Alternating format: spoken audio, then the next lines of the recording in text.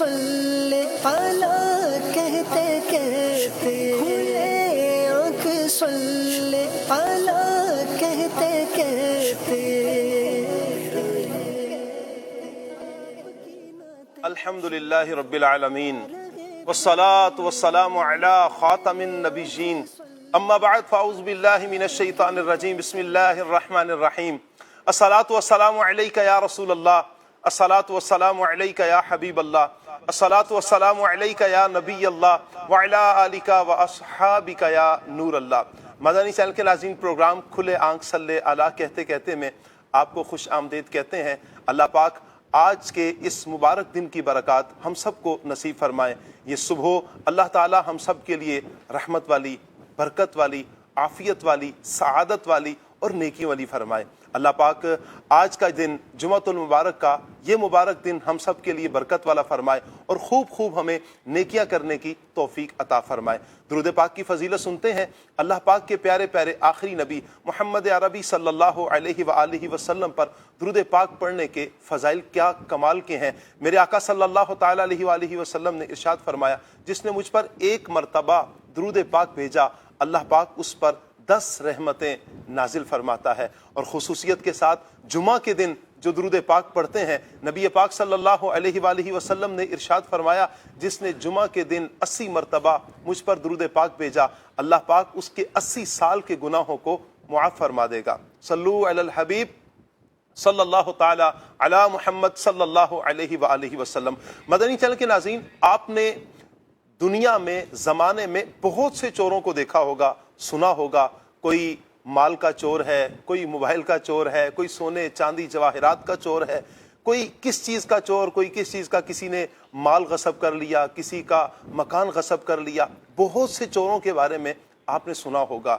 جی، آج ہم جس چور کے بارے میں سنیں گے وہ مال کا چور نہیں، وہ سونے کا چور نہیں، وہ چاندی کا چور نہیں ہے، وہ ہمارے روپے پیسے کا چور نہیں ہے، وہ چور کہ جو نماز کا چور ہے۔ آج ہم نماز کے چور کے بارے میں سنیں گے۔ جی، جو دنیا میں رہ کر دنیا کے مال کو چوری کرتا ہے، وہ فرد ایسا ہے کہ لوگوں کے حق پہ، حقوق العباد پہ ہاتھ ڈالتا ہے، حقوق العباد تلف کرتا ہے، لیکن نماز کا چور اللہ کے حق کی تلفی کرتا ہے۔ اللہ پاک ہمیں صحیح طریقے سے نماز ادا کرنے کی توفیق عطا فرمائے۔ نماز کے بہت سارے فضائل، اللہ اکبر۔ نماز ایک ایسی بہترین عبادت ہے، وہ عبادت کہ جو جنت میں لے جانے والا عمل ہے۔ نماز سبحان اللہ مومن کے لیے نور ہے۔ خشوع اور خضوع کے ساتھ 2 رکعتیں ادا کرنے والے کے لیے جنت واجب ہو جاتی ہے۔ 2 رکعتیں نماز کی ادا کرنا دنیا و ما فیہا سے بہتر ہے۔ نماز اللہ کا پسندیدہ عمل ہے۔ نماز میں ہر سجدے کے بدلے ایک نیکی لکھی جاتی ہے، ایک گناہ مٹا دیا جاتا ہے، ایک درجہ بلند کیا جاتا ہے۔ سبحان اللہ۔ نمازی بروز قیامت سلامتی کے ساتھ جنت میں داخل ہو جائے گا۔ نماز سے گناہ جڑتے ہیں، نماز گناہوں کے میل کچیل کو دور کرتی ہے۔ نماز ایک پچھلی نماز کے دوران ہونے والے گناہوں کو دھو ڈالتی ہے۔ سبحان اللہ۔ نماز خیر میں سبحان اللہ رات گزارتا ہے، نمازی خیر میں رات گزارتا ہے۔ نماز برائیوں کو مٹا دیتی ہے۔ نمازی جنت میں داخل ہوگا۔ نمازی کے لیے معصوم فرشتے اللہ کی بارگاہ میں مغفرت کی سفارش کرتے ہیں۔ بہت سے فضائل ہیں مدنی چینل کے ناظرین نماز کے۔ اللہ ہمیں نماز پڑھنے کی توفیق عطا فرمائے۔ ہمارا جو ٹاپک ہے نماز کا چور۔ کون ہوتا ہے نماز کا چور؟ کیوں اسے نماز کا چور کہا جاتا ہے؟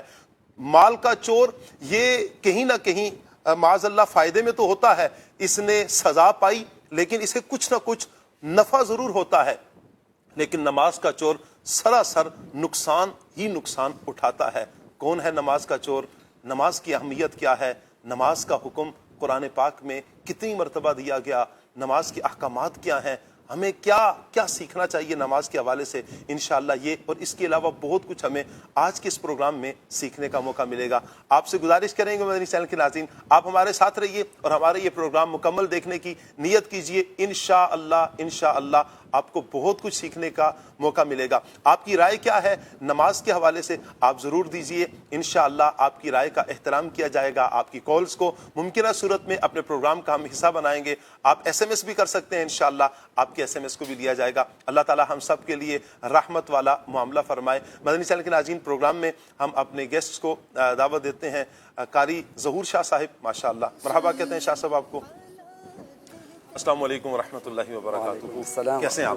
ٹھیک ہے ماشاءاللہ، مرحبا مرحبا۔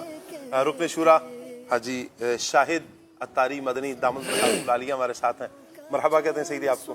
السلام علیکم ورحمۃ اللہ وبرکاتہ، ماشاءاللہ۔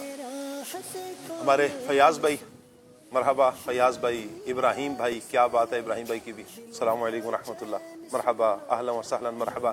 آج کے ہمارے جو نعت خوان ہیں، بڑے پیارے نعت خوان، مدنی چینل کے ناظرین بہت پیارے نعت خوان ہیں، اللہ آپ کو بھی برکتیں عطا فرمائے، ہمارے نعت خوان اسلامی بھائی کو برکتیں عطا فرمائے۔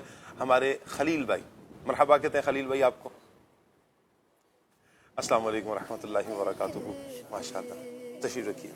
مدنی چینل کے ناظرین، انشاءاللہ قرآن پاک کی تلاوت ہوگی اور انشاءاللہ ہم ترجمہ اور تفسیر سنیں گے۔ اعوذ باللہ من الشیطان الرجیم،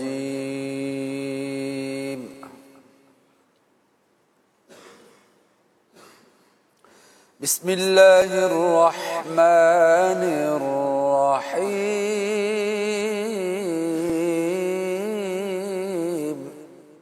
اللہ کے نام سے شروع جو نہایت مہربان رحمت والا ہے۔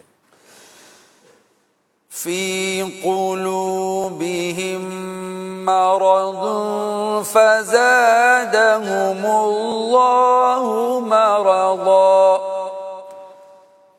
وَلَهُمْ عَذَابٌ أَلِيمٌ بِمَا كَانُوا يَكْذِبُونَ۔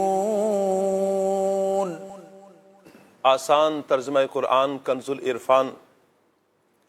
ان کے دلوں میں بیماری ہے تو اللہ نے ان کی بیماری میں اور اضافہ کر دیا، اور ان کے لیے ان کے جھوٹ بولنے کی وجہ سے دردناک عذاب ہے۔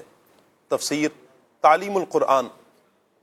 فرمایا کہ ان کے دلوں میں شک، منافقت اور رسول اللہ صلی اللہ علیہ وآلہ وسلم کی عداوت کی بیماری ہے، تو اللہ تعالیٰ نے ان کی بیماری میں مزید اضافہ کر دیا کہ نبی کریم صلی اللہ علیہ وآلہ وسلم کا غلبہ بڑھایا، جس سے ان کی عداوت و حسد کی بیماری اور بڑھی، جبکہ شرعی احکام میں اضافے سے مزید تکلیف میں اضافہ ہو گیا، اور انہوں نے اللہ تعالیٰ اور آخرت پر ایمان لانے کا جو جھوٹا دعویٰ کیا، اس کی سزا میں ان کے لیے دردناک جہنم کا عذاب ہے۔ درس نمبر 1، منافقت خطرناک بیماری، باطنی بیماری ہے۔ اس سے دیگر بے شمار باطنی امراض جنم لیتے ہیں اور بڑھتے ہی چلے جاتے ہیں، جیسے جھوٹ، خیانت، وعدہ خلافی، بد عہدی، بد زبانی، فساد، خود پسندی، بے وقوفی، دو رخی، بزدلی، طمع، بخل، جہاد سے فرار وغیرہ۔ اور اگر نفاق کا مرض عقیدے میں سرائیت کر جائے تو دائمی عذاب کا سبب ہے، جبکہ عمل میں منافقت بھی جہنم میں داخلے کا سبب ہے۔ نمبر 2، جھوٹ بولنا حرام اور اس پر دردناک عذاب کی وعید ہے۔ حدیث پاک میں ہے، جھوٹ سے بچو کیونکہ جھوٹ گناہ کی طرف لے جاتا ہے، اور گناہ جہنم کا راستہ دکھاتا ہے، اور آدمی برابر جھوٹ بولتا رہتا ہے اور جھوٹ بولنے کی کوشش کرتا رہتا ہے، یہاں تک کہ اللہ تعالیٰ کے نزدیک کذاب یعنی بڑا جھوٹا لکھ دیا جاتا ہے۔ وَإِذَا قِيلَ لَهُمْ لَا تُفْسِدُوا فِي الْأَرْضِ قَالُوا إِنَّمَا نَحْنُ مُصْلِحُونَ۔ آسان ترجمہ قرآن کنز العرفان۔ اور جب ان سے کہا جائے کہ زمین میں فساد نہ کرو تو کہتے ہیں ہم تو صرف اصلاح کرنے والے ہیں۔ تفسیر تعلیم القرآن۔ منافقوں کا فساد یہ تھا کہ وہ دل میں کفر رکھتے اور اخلاص کے ساتھ ایمان نہ لاتے، دوسروں کو ایمان لانے سے روکتے، مسلمانوں کے راز کفار تک پہنچاتے اور انہیں مسلمانوں کے خلاف بھڑکاتے تھے۔ جب انہیں اس سے روکا گیا تو وہ اپنے فساد کو اصلاح کے نام سے مزین کرتے ہوئے کہنے لگے، ہمارا مقصد فساد پھیلانا ہرگز نہیں، بلکہ ہم تو صرف اصلاح کرنے والے ہیں۔ درس، فساد پھیلانا اور اسے اصلاح کا نام دینا عام فساد کے مقابلے میں بڑا فساد ہے۔ ہمارے معاشرے میں بھی اس کے مظاہر موجود ہیں۔ ألا إنهم هم المفسدون ولكن لا يشعرون۔ آسان ترجمہ قرآن کنز العرفان، سن لو بے شک یہی لوگ فساد پھیلانے والے ہیں مگر انہیں اس کا شعور نہیں۔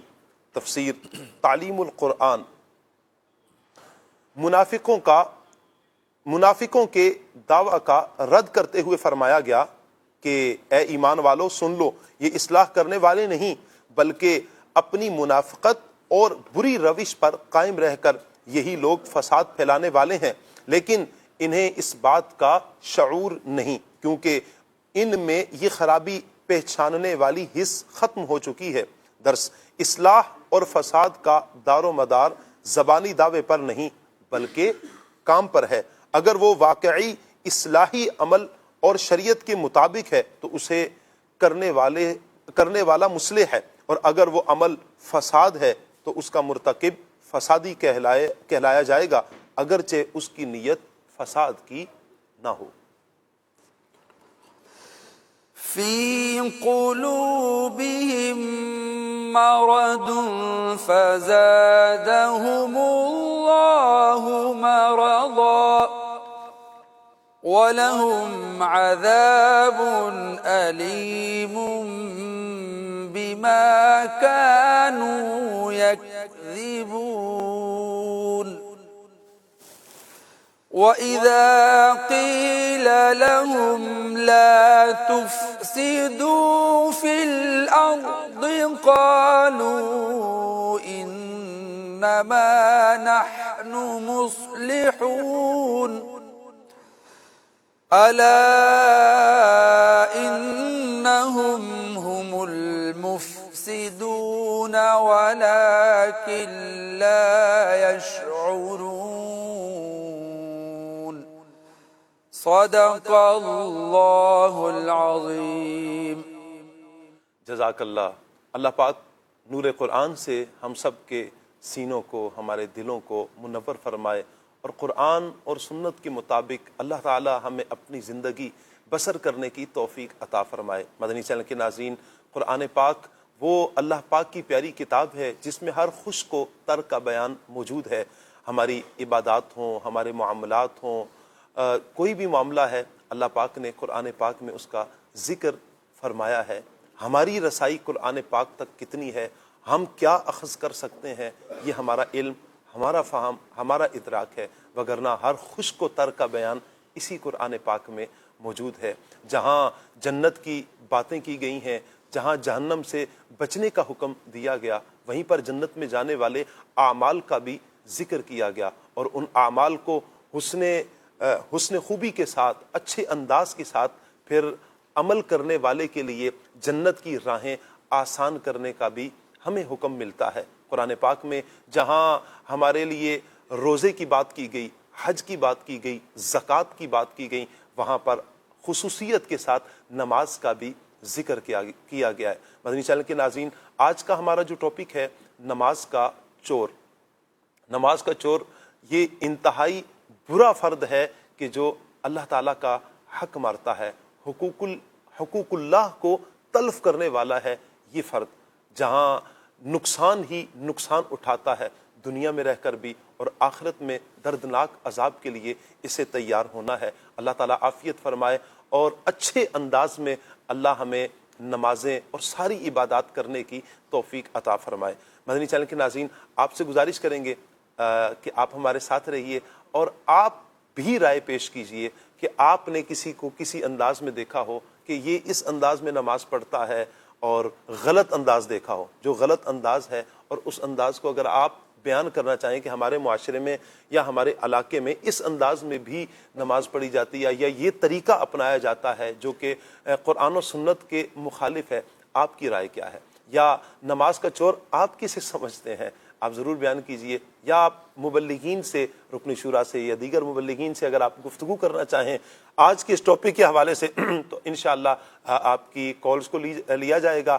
آپ ہمارے خلیل بھائی سے کوئی فرمائش کرنا چاہیں ضرور فرمائش کیجئے، انشاءاللہ آپ کی فرمائش بھی انشاءاللہ پوری کی جائے گی۔ رکن شورا کی طرف بڑھتے ہیں۔ سیدی، پہلے تو آپ کا بہت بہت شکریہ، اللہ پاک آپ کو جزائے خیر عطا فرمائے، دونوں جہانوں کی بلائیاں اللہ تعالیٰ مقدر فرمائے۔ آج جمعۃ المبارک ہے، جمعۃ المبارک کی مبارک گھڑیوں میں ہمارا ٹاپک بھی نماز کے حوالے سے ہے۔ میں چاہوں گا کہ سب سے پہلے ہمیں نماز کی اہمیت کا ارشاد فرما دیں، تاکہ ذہن تو یہ بنے کہ پہلے ہم نمازی بنیں، پھر ہم جب نمازی بنے تو حسن اخلاق کے ساتھ اچھے انداز میں ہم نماز پڑھنے والے بن جائیں۔ بسم اللہ الرحمن الرحیم۔ نماز اسلام کی بنیادی ارکان میں سے ہے۔ بنی الاسلام علی خمس، حدیث پاک میں ہے کہ حضرت عبداللہ بن عمر رضی اللہ تعالیٰ عنہ روایت کرتے ہیں کہ دین اسلام کی بنیاد 5 باتوں پر ہے، اور آگے جو ارشاد فرمایا اس کا خلاصہ کچھ یوں ہے کہ اللہ پاک کی وحدانیت اور پیارے آقا صلی اللہ علیہ وسلم کی رسالت پر ایمان لانا، نماز قائم کرنا اور زکوٰۃ ادا کرنا، ماہ رمضان کے روزے رکھنا اور حج ادا کرنا۔ تو دین اسلام کی بنیاد ہی جو ہے وہ ان 5 ارکان پر ہے، جی، اور اس پر جو ہے وہ علماء نے کافی گفتگو فرمائی ہے۔ جیسے یہ فرمایا گیا کہ یہ خیمے کی مثال ہے، جی، جس میں خیمے کے 5 ستون ہوتے ہیں، تو اور انہی ستونوں پر اس کی خیمہ کھڑا ہوتا ہے، یا عمارت کہہ لیں کہ عمارت کے جو ہے 5 ستون ہو اور اس پر وہ کھڑی ہو۔ ان میں سے اگر ایک ستون بھی نہیں ہوگا تو عمارت جو ہے وہ درست انداز سے قائم نہیں رہے گی۔ اسی طرح جو ہے وہ دین اسلام کی بنیاد 5 باتوں پر ہے، اور ایک بات جو ہے وہ نماز ہے، سبحان اللہ، اور ایمان کے بعد جو ہے وہ نماز کا درجہ ہے، کیا بات، اور ایمان لانا، ایمان تو ویسے ہی جو ہے وہ بنیاد ہے، سبحان اللہ، اور ہم جو ہے اللہ پاک نے ہمیں ایمان کی دولت عطا فرمائی ہے۔ الحمدللہ۔ تو اب قرآن پاک میں مختلف انداز سے جو نماز کا تذکرہ آیا تو لکھا گیا کہ 700 مقامات پر جو ہے وہ نماز کا ذکر ہے۔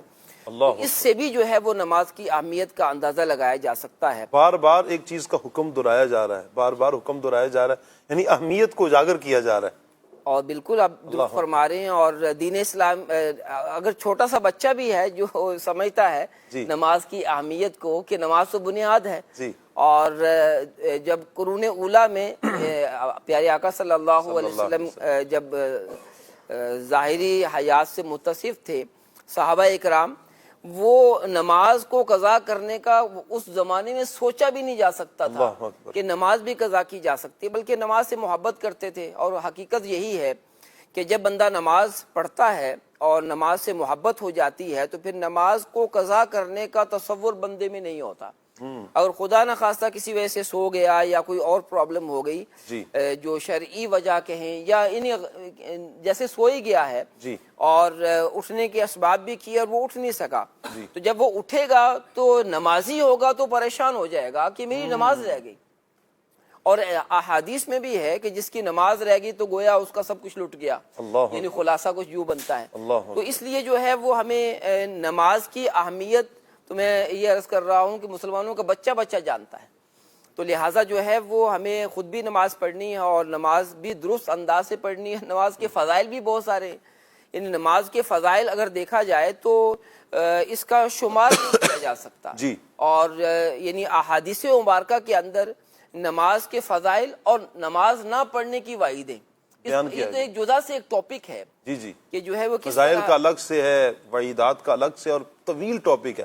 میں چاہوں گا یہاں پر رکن شورا کی بارگاہ میں عرض کروں کہ نماز کا ذہن بنے، نماز کا ذہن کیسے بنے کہ ہم نمازی بنے؟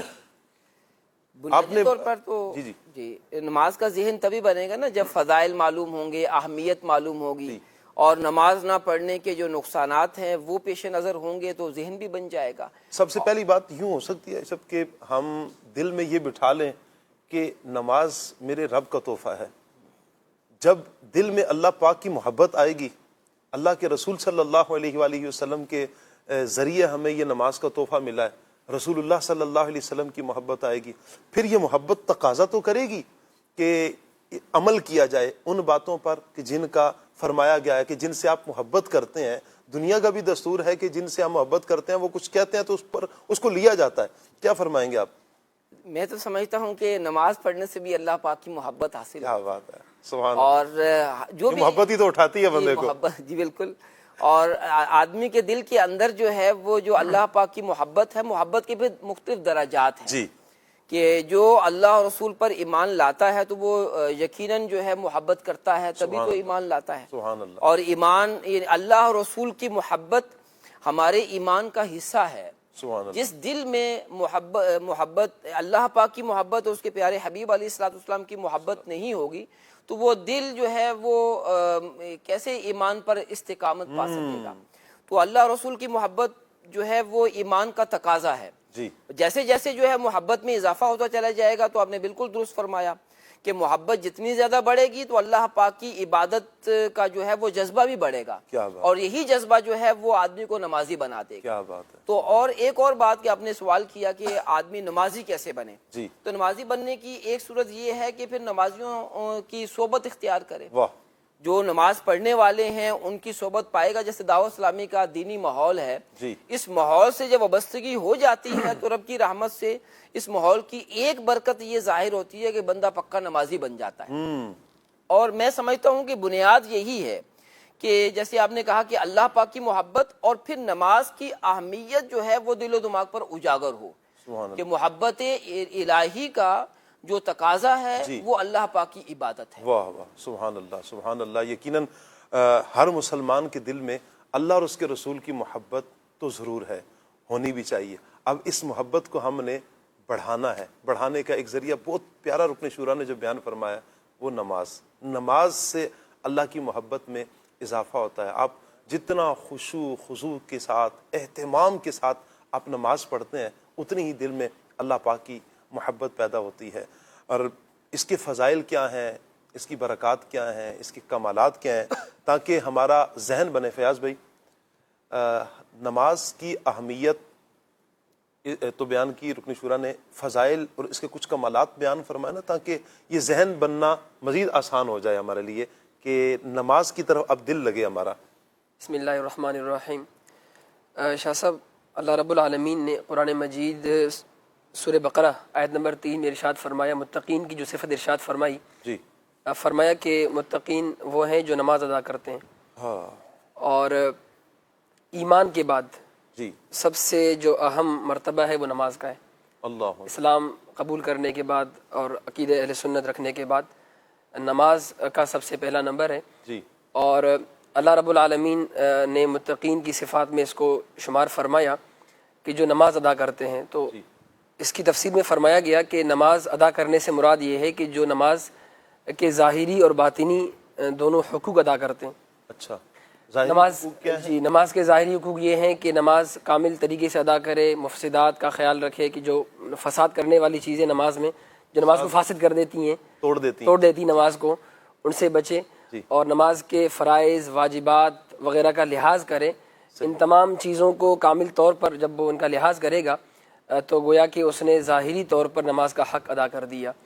اور نماز کے باطنی حقوق سے مراد یہ ہے کہ خشوع اور خضوع کے ساتھ رب العالمین کی بارگاہ میں کھڑا ہو، اور دل کے اندر ایک اللہ کا قرب پانے کا جو ایک ذریعہ نماز ہے، اس میں واقعتاً وہ چیز نظر آئے کہ یہ اللہ کی بارگاہ میں بندہ کھڑا ہے اور دل و جان کے ساتھ اپنے رب کی بارگاہ میں وہ سجود وغیرہ کر رہا ہے۔ یعنی توجہ اللہ، یعنی اللہ پاک کی طرف اس کی توجہ ہو، اللہ کی یاد کی طرف کہ میں رب کی بارگاہ میں حاضر ہوں، یہ توجہ ہو۔ بے شک، سبحان اللہ۔ اللہ رب العالمین نے سورہ مومنین میں ارشاد فرمایا، قد افلح المؤمنون الذین هم فی صلاتهم خاشعون، واہ واہ واہ واہ، کہ بے شک وہ ایمان والے کامیاب ہو گئے جو اپنی نماز میں خشوع و خضوع کرنے والے ہیں۔ سبحان اللہ، سبحان اللہ۔ اسی صورت میں آگے جا کر ارشاد فرمایا، والذین هم علی صلاتهم یحافظون، اور وہ جو اپنی نمازوں کی حفاظت کرتے ہیں۔ صحیح۔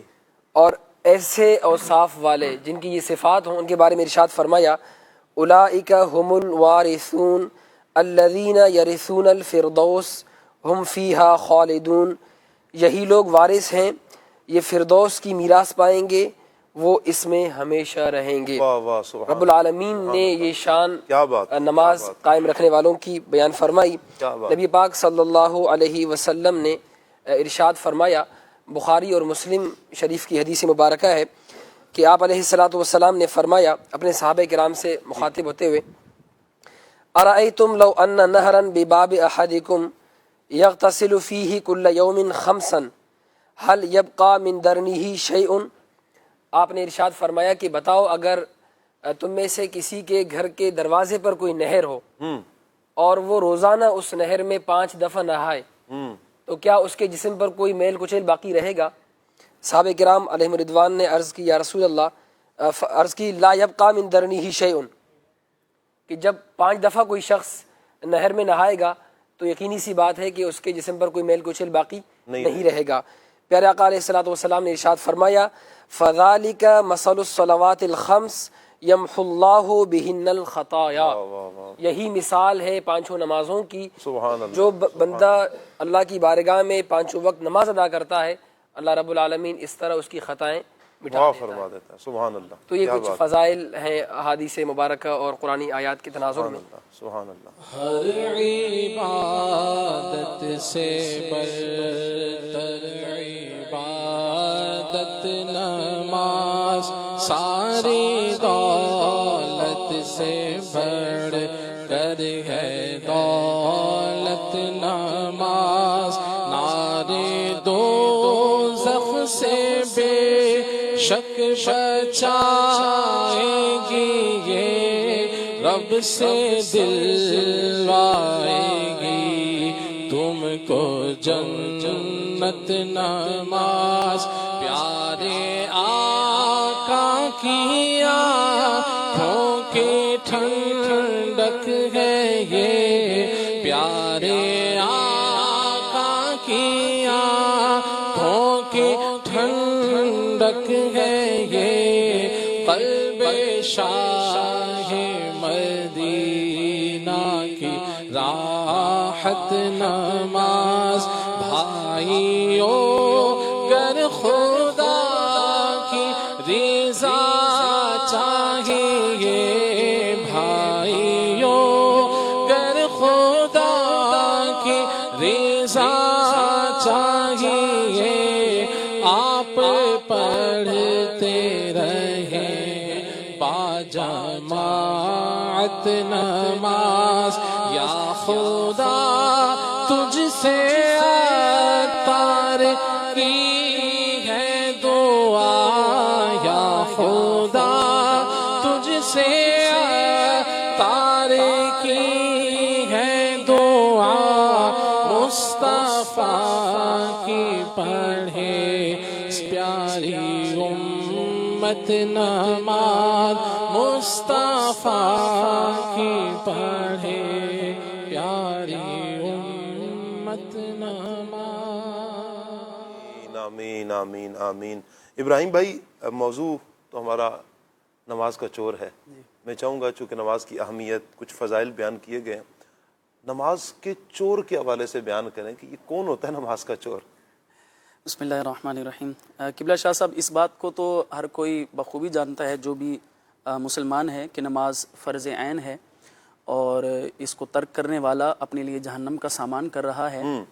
اور نماز کی اہمیت یوں تو ہر خاص و عام پر جو ہے وہ واضح ہوتی ہے، لیکن جب ہم بات کرتے ہیں بھائی نماز کا چور، تو اس میں ایک سوچ یہ آتی ہے بھائی مال کا چور تو ہوتا ہے، یہ نماز کا چور کیا ہے؟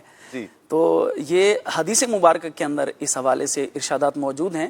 نبی کریم علیہ افضل الصلاۃ والتسلیم نے ارشاد فرمایا کہ بدتر، سب سے بدتر چور وہ ہے جو نماز کے اندر چوری کرتا ہے۔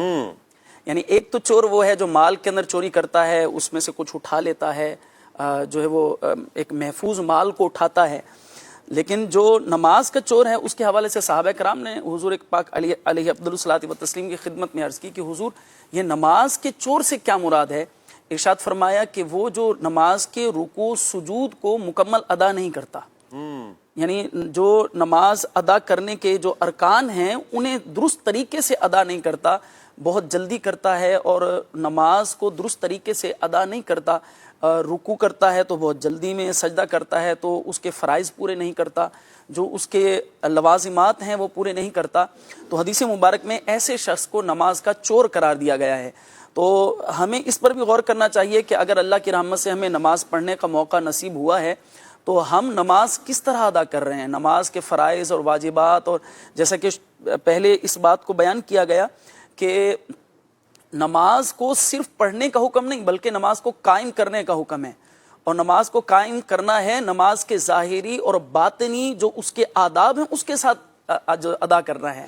تو نماز قائم کرنے کا مطلب یہ ہے کہ نماز کے ظاہری اور باطنی آداب کے ساتھ فرائض اور واجبات کا بھی خیال رکھنا ہے، سنن و مستحبات کا بھی خیال رکھنا ہے، مفسدات سے تو بچنا ہی ہے، مکروہات سے بھی بچنا ہے، اور اسی طرح نماز کے جو باطنی آداب ہیں، یعنی انسان خشوع و خضوع کے ساتھ اللہ پاک کی بارگاہ میں حاضر ہو، اور وہ صرف اس جسمانی طور پر حاضر نہ ہو بلکہ ذہنی اور قلبی طور پر بھی بارگاہ الہی عز و جل میں حاضر ہو۔ تو اس حدیث مبارکہ کا جو میں نے عرض کیا کہ نماز کا چور وہ ہے جو نماز کے ارکان کو درست ادا نہیں کرتا۔ حضرت مفتی احمد یار خان نعیمی رحمۃ اللہ تعالی علیہ فرماتے ہیں کہ مال سے بدتر جو چور ہے وہ نماز کا چور ہے، کیونکہ دنیاوی لحاظ سے بھی اگر دیکھا جائے، اگر کوئی شخص کوئی مال چراتا ہے تو اس سے دنیاوی طور پر کوئی نفع بھی حاصل کرتا ہے، لیکن یہ جو نماز کا چور ہے اسے کیا نفع حاصل ہوا؟ اسے تو کوئی نفع بھی حاصل نہیں ہوا۔ اور جو مال کا چور ہے وہ بندے کا حق مارتا ہے، لیکن مال کا چور بندے کا حق مارتا ہے، لیکن جو نماز کا چور ہے وہ اللہ تبارک و تعالی جل جلالہ کا معاذ اللہ حق مارتا ہے۔ تو یہ نماز کا چور یوں سمجھیے، یہ جیسا کہ حدیث مبارک کے اندر بلکہ بالکل واضح انداز میں موجود ہے کہ سب سے بدتر جو چور ہے وہ نماز کا چور ہے۔ تو ہمیں اس بات پر غور کرنا چاہیے کہ ہم نماز ادا کر رہے ہیں تو خدا نخواستہ اس کے اندر ہم ارکان اس کے درست ادا کر رہے ہیں یا نہیں کر رہے ہیں۔ اچھا شاہ صاحب، اس میں نماز کے چور کے حوالے سے ایک بات یہ عرض کرنا چاہوں گا کہ دو طرح سے نماز کی چوری ہو سکتی ہے، یعنی نماز کا چور بھی اگر ہم کہیں تو دو طرح سے ہو سکتا ہے۔ ایک تو ہے دانستہ نماز کے اندر، یعنی جان بوجھ کر نماز کے اندر کوئی کمی لانے والا کہ جناب مجھے بہت جلدی ہے، اور بعض لوگ نا اس کو عادت بنا لیتے ہیں نماز جلدی پڑھنے کو۔ اعلیٰ حضرت امام اہل سنت کے بارے میں آپ کے خلفاء اور آپ کے جو مریدین ہیں وہ بیان کرتے ہیں کہ ہم 4 رکعت نماز پڑھتے تھے اور اعلیٰ حضرت امام اہل سنت کی 2 رکعتیں ہوتی تھیں، اور وہ جو اعلیٰ حضرت امام اہل سنت کے خلفاء تھے وہ فرماتے تھے ہم جو 4 رکعتیں پڑھتے تھے نا وہ لوگوں کی 8 رکعتوں کے برابر ہوتی تھی، یعنی عام لوگوں کی 8 رکعتیں اور سیدی امام اہل سنت اعلیٰ حضرت کی 2 رکعتیں، اس قدر خشوع و خضوع اور ٹھہراؤ اور اطمینان کے ساتھ نماز ادا کرتے تھے سیدی امام اہل سنت۔ اچھا دیکھیں شاہ صاحب، ہم اگر کسی جگہ پر جائیں تو ہم یہ دیکھتے ہیں کہ جناب نماز ہم نے پڑھنی ہے، جو الحمدللہ دینی ذہن رکھتے ہیں وہ نماز پڑھتے ہی ہیں۔ کسی بزرگ کو کسی جگہ پر دعوت دی گئی اور کہا گیا جناب حضرت نماز کا وقت ہے، جلدی جلدی نماز پڑھ لیں پھر کھانا تیار ہے، پھر جو ہے وہ دعوت ہوگی۔ تو انہوں نے فرمایا کہ کھانے کی جلدی ہے تو کھانا لگا دو، ہم جلدی جلدی کھانا کھا لیتے ہیں، نماز اطمینان سے پڑھیں گے۔ واہ واہ کیا بات ہے، نماز سکون سے پڑھیں گے۔ تو اللہ والے اس انداز، اللہ والوں کا تو انداز یہی ہے، نماز سکون سے، نماز سکون سے، کیا بات ہے، نماز سکون اور اطمینان سے۔ اچھا کچھ لوگ جو ہے نا یہ ان کو جلدی ہوتی نہیں ہے، ان کی عادت بن جاتی ہے نماز کو جلدی جلدی پڑھنا، رکوع کریں گے تو مکمل ابھی جھکے نہیں ہوں گے، سر اٹھا لیں گے، سجدے میں جائیں گے تو ابھی صحیح طرح سے نہ پیشانی جمی ہے، نہ ناک زمین پر جمی ہے، نہ جو ہے وہ پاؤں کی انگلیاں صحیح طرح سے مڑی ہیں، ابھی سجدے کے جو پورے جو احکام ہیں وہ مکمل ہی نہیں ہوئے، اور جو ہے وہ پھر اٹھ کر بیٹھ گئے، جلسے میں بیٹھ گئے، پھر اگلے سجدے میں چلے گئے، ابھی کمر بھی سیدھی نہیں ہوئی تھی، پھر دوسرے سجدے میں چلے گئے۔ تو دیکھیں ایک تو ہے دانستہ نماز کے اندر چوری کرنے والا، یہ بھی یقینی طور پر اللہ کا حق ہی مار رہا ہے۔ دوسرا نماز کا چور وہ بھی ہو سکتا ہے کہ جو جہالت کی وجہ سے نماز میں چوری کر رہا ہے، یعنی اس بیچارے کو نماز کے فرائض اور واجبات کا سرے سے علم ہی نہیں ہے، اور وہ نماز کے نہ فرائض کو جانتا ہے، نہ واجبات کو جانتا ہے، نہ مکروہات تحریمہ کو جانتا ہے، نہ مکروہات تنزیہہ کو جانتا ہے کہ کون سی چیز ہوگی تو میری نماز ٹوٹ جائے گی، اور کون سی چیز ہوگی جس کی وجہ سے میری نماز جو ہے وہ واجب الاعادہ قرار پائے گی، اسے دوبارہ پڑھنا میرے اوپر لازم ہوگا۔ تو یہ نماز کی جو ہے وہ نماز کے فرائض واجبات اور نماز کے احکام سے لا علمی کی وجہ سے ہے۔ تو لا علمی بھی ایک بڑی وجہ ہے۔ ایک حدیث مبارکہ عرض کر کے میں گفتگو ختم کرتا ہوں۔ حضرت سیدنا عبداللہ بن مسعود رضی اللہ تعالیٰ عنہ سے مروی ایک حدیث مبارکہ کے اندر فرمایا گیا کہ قرب قیامت کی ایک نشانی یہ ہے کہ 50 لوگ نماز ادا کریں گے لیکن ان میں سے کسی ایک کی بھی نماز قبول نہیں ہوگی۔ اللہ اکبر، یہ قرب قیامت کی نشانی ہے۔ تو اس کی شرح کے اندر حضرت علامہ عبد الرسول برزنجی رحمۃ اللہ تعالی علیہ فرماتے ہیں کہ اس کی جو وجہ ہے وہ یہ ہے کہ نماز وہ جو ادا کرنے والے ہوں گے وہ اس کے ارکان، فرائض اور واجبات سے لا علم ہوں گے۔ یعنی قرب قیامت میں اس قدر لا علمی بڑھ جائے گی.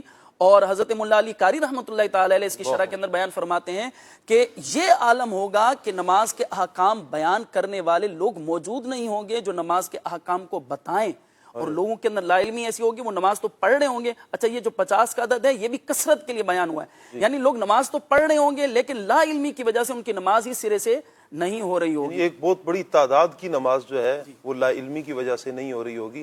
نبی پاک علیہ الصلوۃ والسلام کا عجب عمل بھی تو تھا کہ اگر کسی کو دیکھا تو حضور علیہ الصلوۃ والسلام نے ان کی بھی اصلاح فرمائی.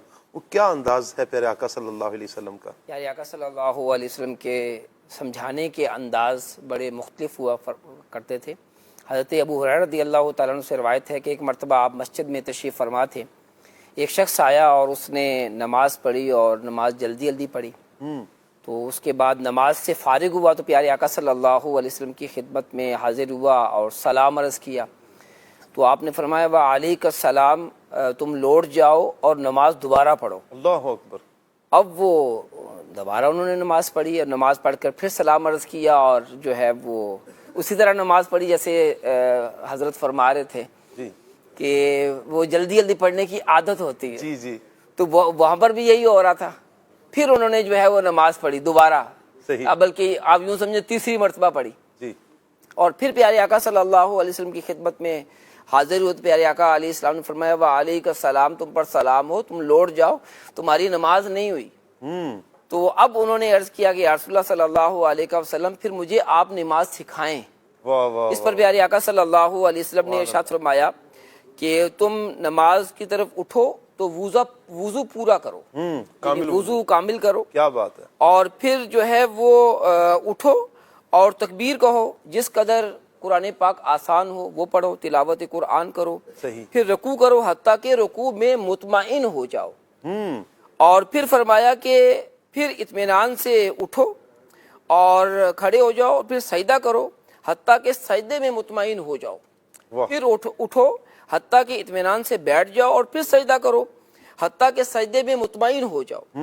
اور پھر اٹھو حتیٰ کہ اطمینان سے بیٹھ جاؤ اور پھر اپنی ساری نماز یوں ادا کرو. تو یہاں پر جو ہے وہ بالخصوص رکوع کے اطمینان کا فرمایا, سجدے کے اطمینان کا فرمایا, اور رکوع کے بعد کھڑے ہونے کو, جو کھڑا ہوتا ہے بندہ تو اس میں اس کا ارشاد فرمایا, اور جو دو سجدوں کے درمیان بیٹھنا ہوتا ہے جسے جلسہ بولتے ہیں تو اس میں اطمینان کے بارے میں ارشاد فرمایا کہ نماز پڑھنی ہے تو اطمینان کے ساتھ پڑھنی ہے, اور بالخصوص رکوع و سجود جو ہے وہ اطمینان کے ساتھ ادا کرنے ہیں, اور جلسہ جو ہے وہ بھی اطمینان کے ساتھ ادا کرنا ہے. تو اس طرح جب نماز ادا کریں گے, دیکھیں یہ سمجھانے کا ایک بڑا پیارا انداز تھا, اور سمجھانے کے لیے جو ہے وہ جس طرح وہ پڑھ رہے تھے اس وقت نہیں سمجھایا کہ یوں اطمینان سے نماز پڑھو, کہ ایک دفعہ یہ پھر پڑھ لیں, پھر 3 دفعہ جب پڑھا انہیں بھی ہوا کہ میری نماز میں کوئی ایسی کمی تو ہے کہ جو بار بار فرمایا جا رہا ہے کہ نماز پڑھو نماز پڑھو نماز پڑھو. اور پھر جب پیارے آقا علیہ الصلوۃ والسلام نے اب سکھایا تو اب ساری زندگی یاد رہا ہوگا. کیا بات ہے. پیارے آقا علیہ الصلوۃ والسلام نے مجھے یوں سمجھایا تھا. تو اگر ہم کسی کو دیکھتے ہیں کہ وہ نماز میں اس کی کمی واقع ہے اور ہمیں یقین ہو جاتا ہے کہ ہم اسے سمجھائیں گے اور یہ سمجھ جائے گا, تو اب تو واجب ہوگا کہ اسے ہم سمجھائیں کہ نماز میں یہ کمی دور کرو. اور ایک اور صورت بھی ہو سکتی ہے, آپ تو امام بھی ہیں ماشاءاللہ, کہ امام دیکھ رہا ہوتا ہے لوگوں کی نمازیں, وہ نماز کس طرح ادا کر رہے ہوتے ہیں. اور پیارے آقا علیہ السلام کی یہ سنت بھی ہے کہ جب اس طرح لوگوں میں کوئی کمی دیکھتے تو پھر کسی کا نام لیے بغیر جو ہے اجتماعی طور پر جو ہے وہ سمجھایا کرتے تھے. تو یوں بھی ہو سکتا ہے کہ ہم جو ہے وہ تنہا کسی کو سمجھانے کے بجائے اجتماعی طور پر جو ہے وہ سمجھا دیں کہ یوں نماز میں کمی, یہ کمی میں دیکھ رہا ہوں, تو اس کو جو ہے وہ اس طرح ادا کرنا ہے.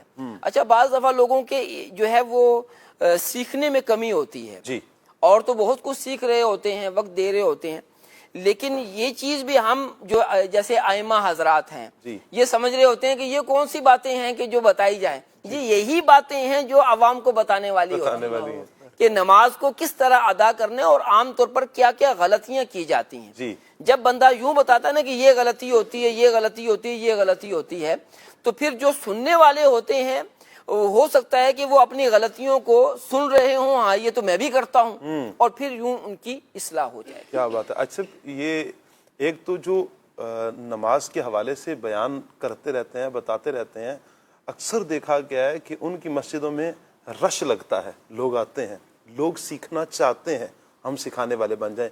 یہ جو مسجد کے امام ہیں، ائمہ حضرات کے لیے یہ مدنی پھول ہے کہ آپ سکھائیں۔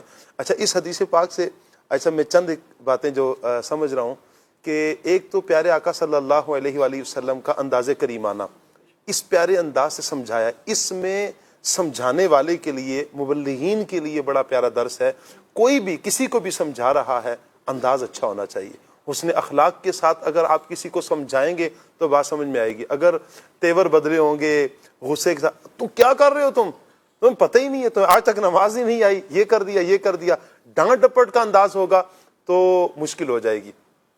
بجائے سمجھنے کے وہ الٹا ضدی ہو جائے گا، ضد پر اتر آئے گا، وہ جو اعمال اچھے انداز میں کرنے چاہیے تھے شاید وہ ضد کی بنا پر یا پھر انا اور عداوت کی صورت بنتی ہیں، دشمنیاں بن جاتی ہیں، یا ایسا دل ٹوٹ چکے ہوتے ہیں، قدورتیں آ جاتی ہیں جس کی وجہ سے وہ اہم ترین عبادات سے بھی دور ہو جاتا ہے۔ ایک تو یہ ہمارے لیے درس ہے۔ پھر دوسرا یہ کہ جس کو سمجھایا جائے، آج کل سیدی یہ بھی بڑا ایک عذاب ہے نا کہ جس کو سمجھایا جائے وہ سمجھنا ایکسیپٹ ہی نہیں کرتا نا۔ کیوں سمجھے ہم؟ آپ کون ہوتے ہیں ہمیں سمجھانے والے؟ ایسوں کے بارے میں آپ کیا فرمائیں گے؟ دیکھیں، یہ تو اپنے لیے ہدایت کا اور رحمت کا، برکت کا دروازہ بند کرنے والی بات ہے۔ وہ خوش نصیب ہیں جنہیں کوئی سمجھانے والا ہوتا ہے۔ اللہ اکبر۔ جن کے سمجھانے والے نہیں ہوتے ان کا پھر جو نتیجہ ہے، اینڈ ہے، وہ بڑا خراب ہوتا ہے۔ اللہ کی پناہ۔ تو ظاہر جیسے یہی نماز ہی دیکھ لینا، اگر کوئی نماز کا مسئلہ ہمیں بتاتا ہے، نماز درست کرتا ہے اور ہم درست کرنے والے بن جاتے ہیں تو پھر ہم نے دیکھیں وقت بھی دیا، یعنی سارے دنیا کے کام کاج چھوڑ کر مسجد میں آگے، اللہ پاک نے ہمیں توفیق عطا فرمائی، اب آ ہی گئے ہیں تو اب نماز کو اس طرح ادا کرنا جس طرح اللہ اور رسول نے حکم ارشاد فرمایا ہے۔ تو لہٰذا اب ہمیں کوئی اگر سمجھائے گا تو یہ ہمارا ہمدرد ہے، ہم سے خیر خواہی کرنے والا ہے۔ تو دنیا کے اندر کوئی بھی ایسا شخص ہو جو غمخواری کرتا ہے، ہماری مدد کرتا ہے، ہمارے ساتھ تعاون کرتا ہے، ہماری مشکل میں ہمارے کام آتا ہے، تو ہم اس کا شکریہ ادا کرتے ہیں، اسے اپنا محسن جانتے ہیں۔ تو اسی لیے یہ بھی تو محسن ہے سمجھانے والا، بالکل، کہ نماز اگر درست کرنے میں ہم کامیاب ہو جاتے ہیں تو ہمیں فوائد کتنے ملیں گے۔ بالکل، اور اس کا اپوزٹ، بلکہ میں اسے بیان یہ سلسلے کی تیاری کے لیے ایک دیکھ رہا تھا کہ علماء سنن الہدیٰ کے اندر ہے کہ جو شخص اپنی نماز درست نہیں کرتا اور اسی طرح نماز ادا کرتا رہتا ہے تو خطرہ یہ ہے کہ اس کا خاتمہ جو ہے وہ ایمان پر نہیں ہو۔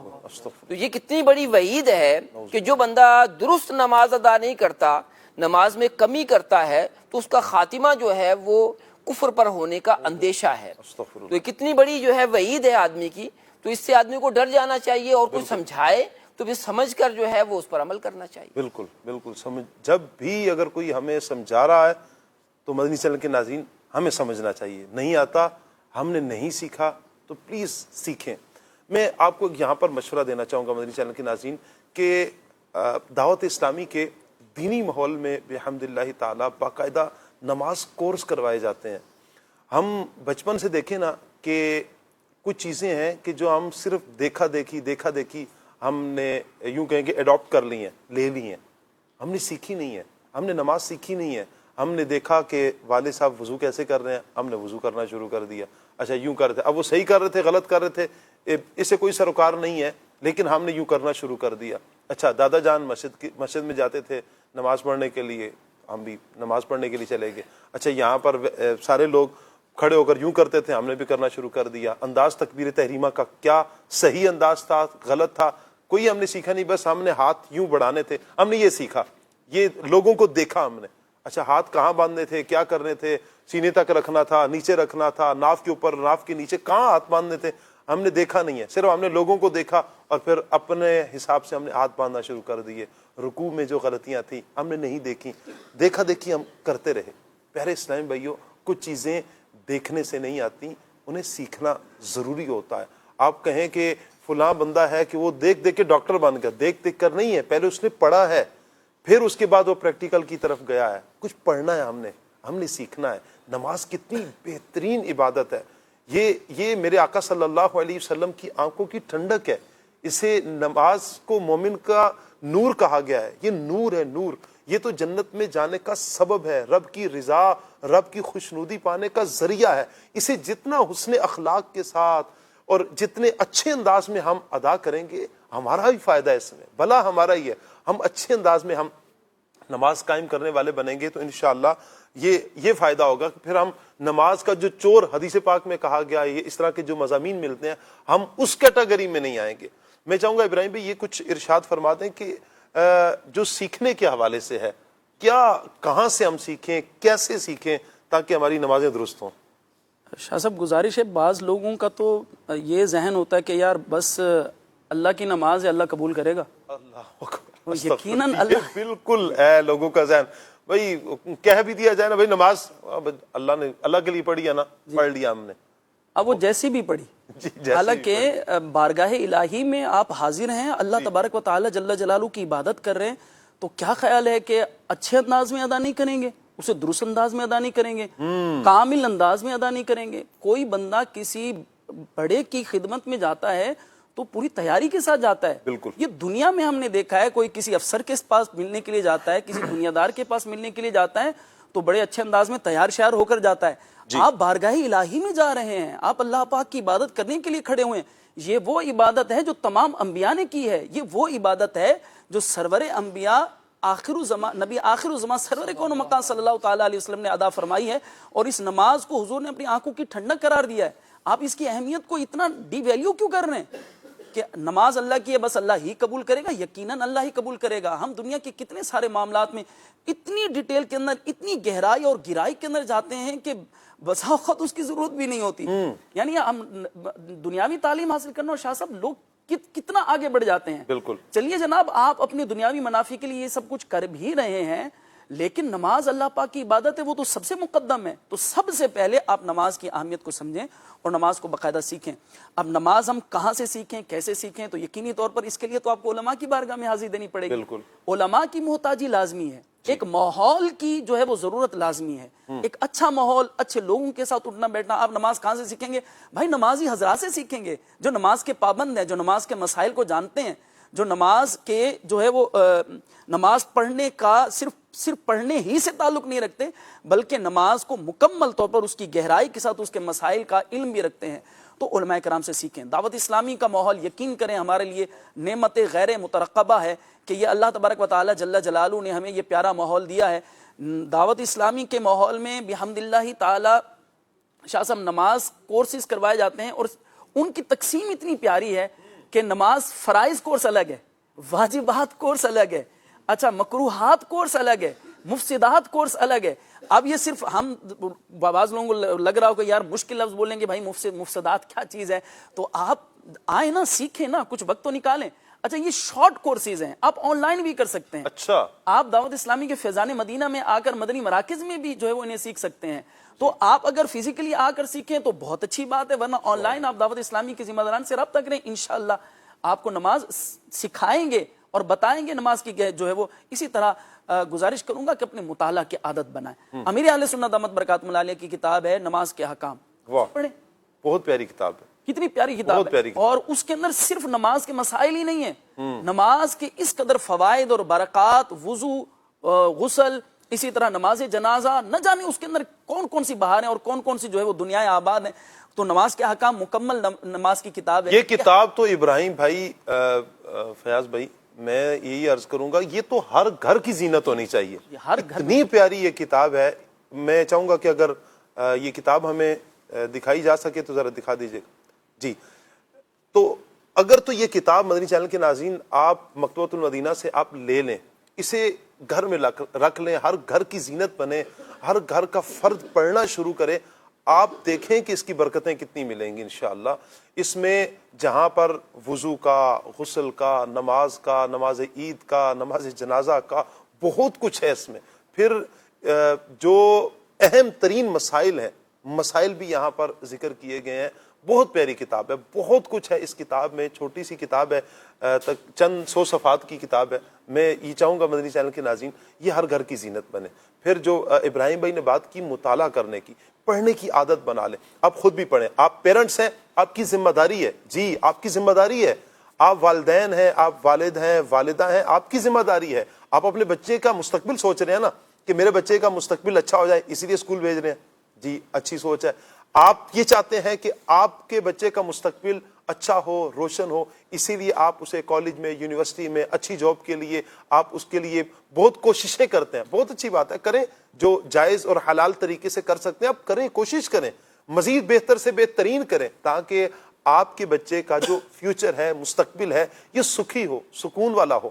آپ کوشش کریں. لیکن کبھی آپ نے غور کیا ہے کہ میرے بچے کا ایک مستقبل دنیا سے جانے کے بعد بھی تو ہے, ایک فیوچر تو وہ بھی ہے کہ جو اسے قبر کا جو معاملہ ہے یہ بھی تو فیوچر ہے, ایک حشر کا فیوچر ہے, یہ بھی تو فیوچر ہے, جنت اور جہنم کا جب فیصلہ ہو رہا تب بھی تو ایک فیوچر ہے. اس فیوچر کے بارے میں کتنا سوچا ہم نے, اور کب سوچیں گے اس فیوچر کے بارے میں, اس مستقبل کے بارے میں کب سوچیں گے؟ آج سوچنا ہے ہم نے, آج اس کے لیے کوشش کرنی ہے. ہم نے خود بھی نمازی بننا ہے, چونکہ نمازی جنت میں داخل ہوگا. اللہ اکبر. بے نمازی کی جو سزائیں ہیں قرآن پاک میں بیان کی گئی, جو نمازیں چھوڑنے والے ہیں, نمازیں قضا کرنے والے ہیں, ان کی تو وعیدات بیان کی گئی ہیں. کیا کہتے ہیں فیاض بھائی؟ جی بالکل شاہ صاحب, آپ جو بات ارشاد فرما رہے تھے میں کچھ اس میں ایڈ کرنا چاہ رہا تھا کہ یہ وہ زمانہ ہے کہ جب ہم پروفیشنلزم کی طرف لوگ زیادہ مائل ہیں, اور اسٹوڈنٹس جب پڑھتے ہیں کوئی بھی سبجیکٹ تو وہ ہر سبجیکٹ پہ کوئی ایسی بک پڑھتے ہیں کہ جو گویا کہ اس حوالے سے ان کو مستغنی کر دے, وہ کافی ہو وہ کتاب اس پورے اس کو احاطہ کرنے کے لیے. اور امتحانات کے لیے ہم کوشش کرتے ہیں کہ ایسی کتاب لیتے ہیں کہ جس کتاب میں ہمارے ساتھ خلاصہ لے لیں, خلاصے تلاش کر رہے ہوتے ہیں. جی جی. نماز کے بارے میں رسول اللہ صلی اللہ علیہ وسلم نے ارشاد فرمایا کہ اول ما یحاسب بہ العبد یوم القیامت صلاۃہ, کہ قیامت کے دن بندے سے سب سے پہلا جو سوال ہوگا وہ اس کی نماز کے متعلق ہوگا. اللہ اکبر. اور نماز کے متعلق جب سوال ہوگا تو ہم نے نماز کو اہمیت کتنی دی, اور نماز کو ہم نے کتنا اہم لیا, اور اس کے لیے تیاری کیا کی. ہم ہر چیز میں تیاری کر رہے ہوتے ہیں, ہر چیز کو ہم لے کر اس کے بارے میں الگ سے پڑھتے ہیں. تو میرا خیال یہ ہے کہ جو نماز کے احکام کتاب کے بارے میں آپ نے جو ارشاد فرمایا, الحمدللہ ہم نے جامعۃ المدینہ میں یہ کتاب پڑھی تھی, اور جامعۃ المدینہ میں بچے اس کتاب کو پڑھتے بھی ہیں. تو نماز کے حوالے سے یہ ایک گائیڈ لائن ہے, اور یہ وہ ایک بک ہے کہ آپ اگر اس کو از اول تا آخر مکمل مطالعہ کریں گے تو اللہ نے چاہا نماز کے بارے میں جو فرائض ہیں, واجبات ہیں, مکروہات وغیرہ, ٹوٹلی الحمدللہ اس میں بہترین معلومات امیر اہل سنت نے تحریر فرمائی ہیں. تو اس کا مطالعہ کر لینا چاہیے. نماز قضا کرنے کے حوالے سے آپ کیا فرمائیں گے؟ نماز قضا کرنے والوں کے متعلق اللہ رب العالمین ارشاد فرماتا ہے کہ فویل للمصلین الذین هم عن صلاتهم ساہون. اللہ اکبر. ارشاد فرمایا کہ تو ان نمازیوں کے لیے خرابی ہے جو اپنی نماز سے بھولے بیٹھے ہیں. نماز سے غفلت کی کئی صورتیں ہو سکتی ہیں. نماز جو ہے صحیح وقت پر نہ پڑھنا, فرائض اور واجبات کے بغیر نماز ادا کرنا, اور اسی طرح نماز کو قضا کرنا, یہ ساری صورتیں نماز سے غفلت کی صورتیں ہیں. کتاب الکبائر میں منقول ہے کہ جہنم کی ایک وادی ہے ویل نامی, اور وہ ایک ایسی وادی ہے کہ اگر اس میں پہاڑ ڈال دیے جائیں تو پہاڑ بھی اس میں پگھل جائیں. اور یہ وادی جو ہے ان لوگوں کے لیے ٹھکانہ ہے کہ جو نماز کو گویا کہ وقت کے بعد ادا کرتے ہیں. قضا کا مطلب کیا ہے؟ قضا کا مطلب یہ ہے کہ وقت گزرنے کے بعد نماز ادا کرنا. کیا مطلب وقت گزرنا؟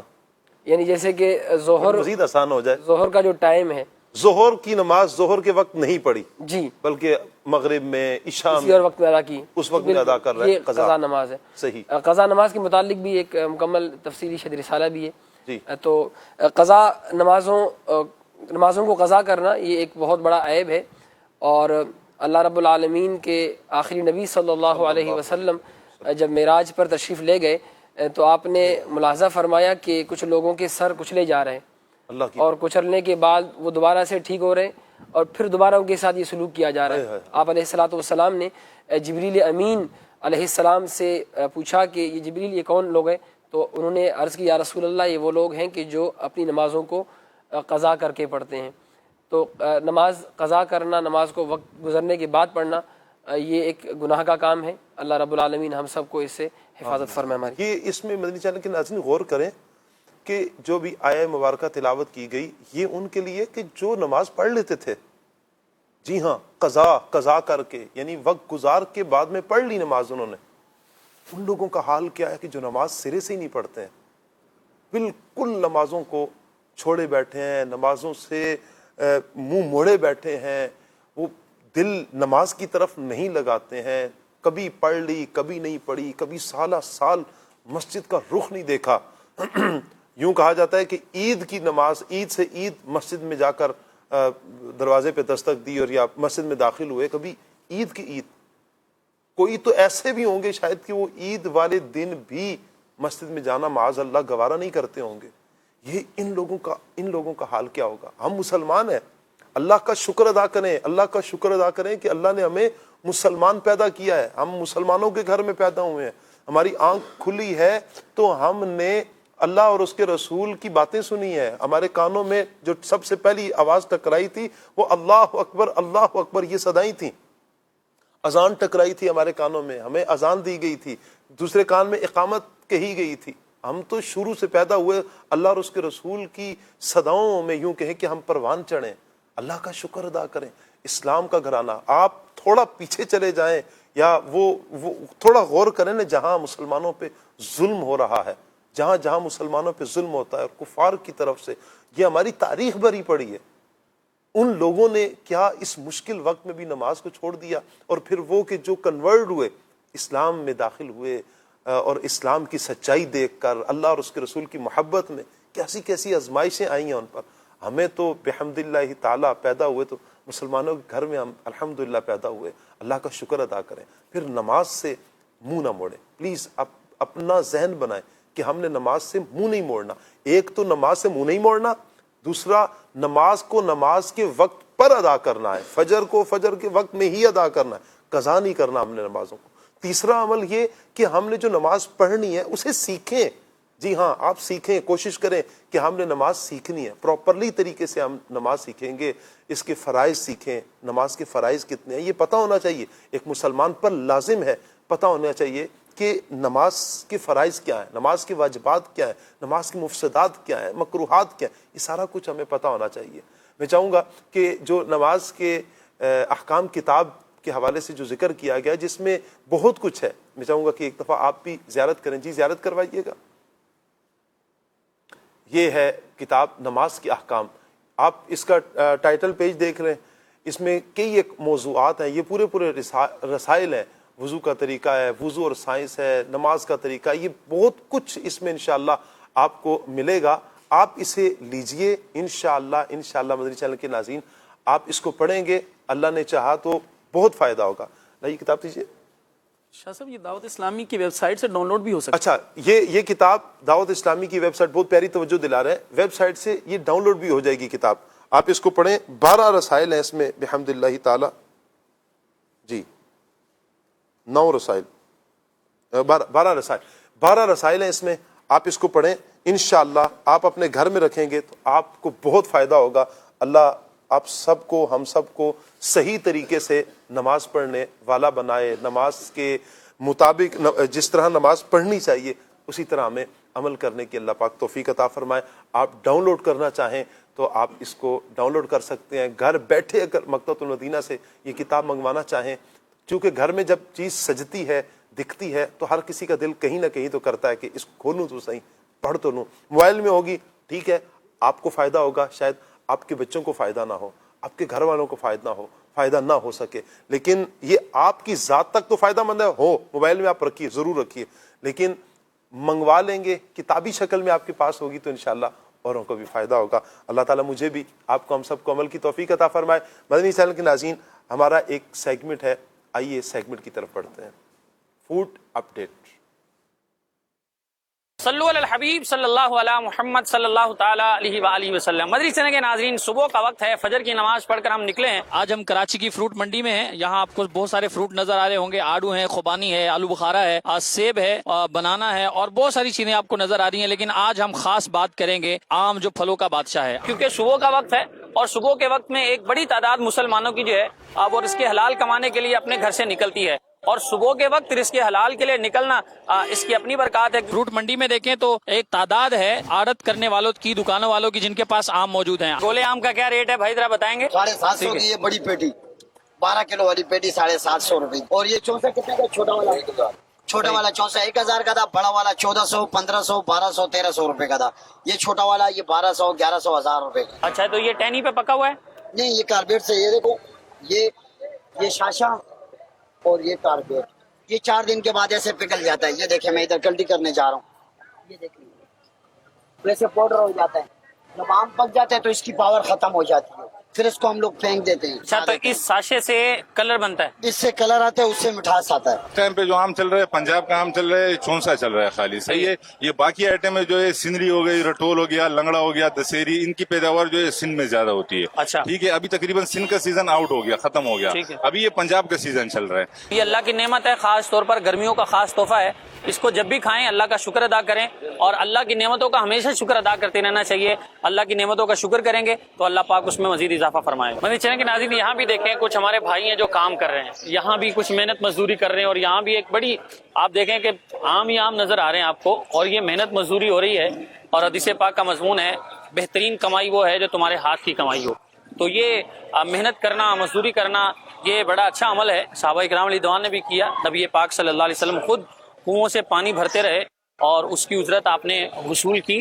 تو یہ سنت بھی ہے کسب حلال کے لیے محنت کرنا. یہ سب کچے آم آتے ہیں, یہ پھر یہاں سے لوگ لے جاتے ہیں, اس کے بعد اس میں کاربیٹ لگا کے پکاتے ہیں.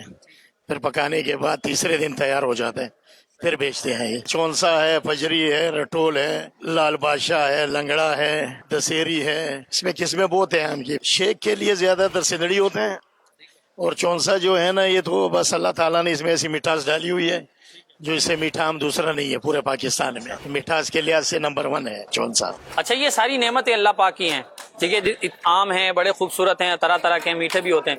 تو جب بندے کو یہ سارا کچھ مل رہا ہوتا ہے تو بندے کا ریئیکشن کیسا ہونا چاہیے, کیسے پیش اللہ کا شکر ادا کرنا چاہیے. ہاں, اللہ کا شکر جتنے شکر ادا کرے کم ہے. ہاں, اگر شکر کریں گے تو نعمتیں اور مزید بڑھے گی. نہ شکری سے نعمتیں کم ہو جاتی ہے. جب اس کی بولیاں لگتی ہیں تو اس کا کیا انداز ہوتا ہے وہ بھی تھوڑا ہمیں بتائیں گے آپ؟ تھوڑا اگر لگا کے دے دیں, کچھ حضرات تو کھڑے ہوئے ہیں. اچھا چونسے والو وی آئی پی چونسا گیا, وی آئی پی ادھر ادھر ادھر. اچھا میرا بھائی وی آئی پی چونسا, میرا بھائی کیا بولوں اس کا, 1000, 1100, 1200, 1300, 1400, 1500, 1500.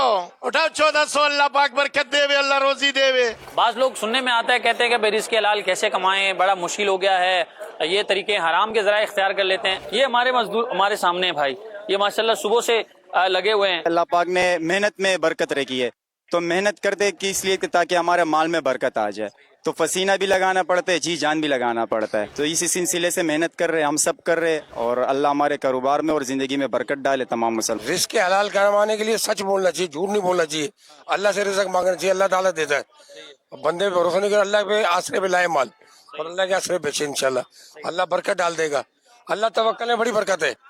ہاں, باقی جھوٹ میں تو سارا مال تو ہے, دنیا تو ہے, آخرت اچھی نہیں. اللہ ہم سب کو جو ہے وہ توفیق خیر نصیب فرمائے. اللہ پاک کی نعمتوں کا جتنا ہو سکے شکر ادا کیجئے. یہ بھی اللہ پاک کی بہت بڑی نعمت ہے آم, تو اس کو کھائیے بھی اور اللہ کا شکر بھی ادا کیجئے, اور اس کو اللہ رب العزت کی نعمت سمجھ کر کھائیں گے تو انشاءاللہ فائدہ ہی فائدہ ہے. اللہ ہم سب کو توفیق خیر نصیب فرمائے. مدنی چینل کے ناظرین, ہم نے آپ کو معلومات فراہم کی ہے, مزید سلسلے میں بڑھتے ہیں, شاہ صاحب کی طرف چلتے ہیں. جی شاہ صاحب. ماشاءاللہ جی, آج ہم نے پھلوں کا بادشاہ آم کے حوالے سے کچھ منڈی میں جا کر دیکھا کہ منڈی میں کس طرح بیچا جاتا ہے.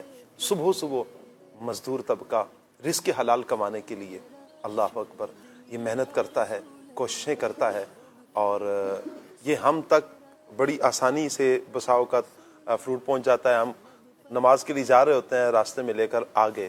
یہ آم یہ اس ٹھیلے تک پہنچنے میں کتنے پروسیس سے گزر کر آیا ہے ہمیں شاید اندازہ بھی نہیں ہوتا. جو باغ لگانے والے ہیں, ان باغوں کی رکھوالی کرنے والے ہیں, اسے پانی دینے والے ہیں, کھاد دینے والے ہیں, پھر یہ پھل کو تیار کرنے کے لیے انہیں کتنی محنت کرنی پڑتی ہے, کتنی تگ و دو کرنی پڑتی ہے. یہ ساری محنتیں ہیں رزق حلال کے لیے.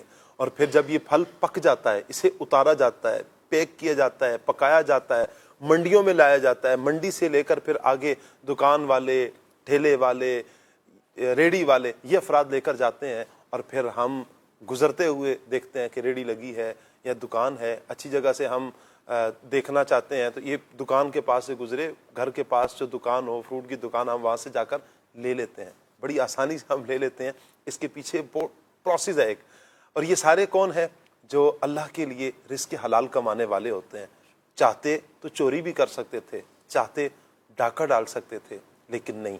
بعض ایسے افراد کے ایک بہت بڑی یوں کہیں کہ مسلمانوں کی تعداد کہ جن کے دل میں اللہ کا ڈر ہوتا ہے، نہیں میں نے اس طرف نہیں بڑھنا، میں نے اپنے بچوں کا جو پیٹ پالنا ہے حرام طریقے سے نہیں، حلال طریقے سے انشاءاللہ اپنے بچوں کا پیٹ پالنا ہے.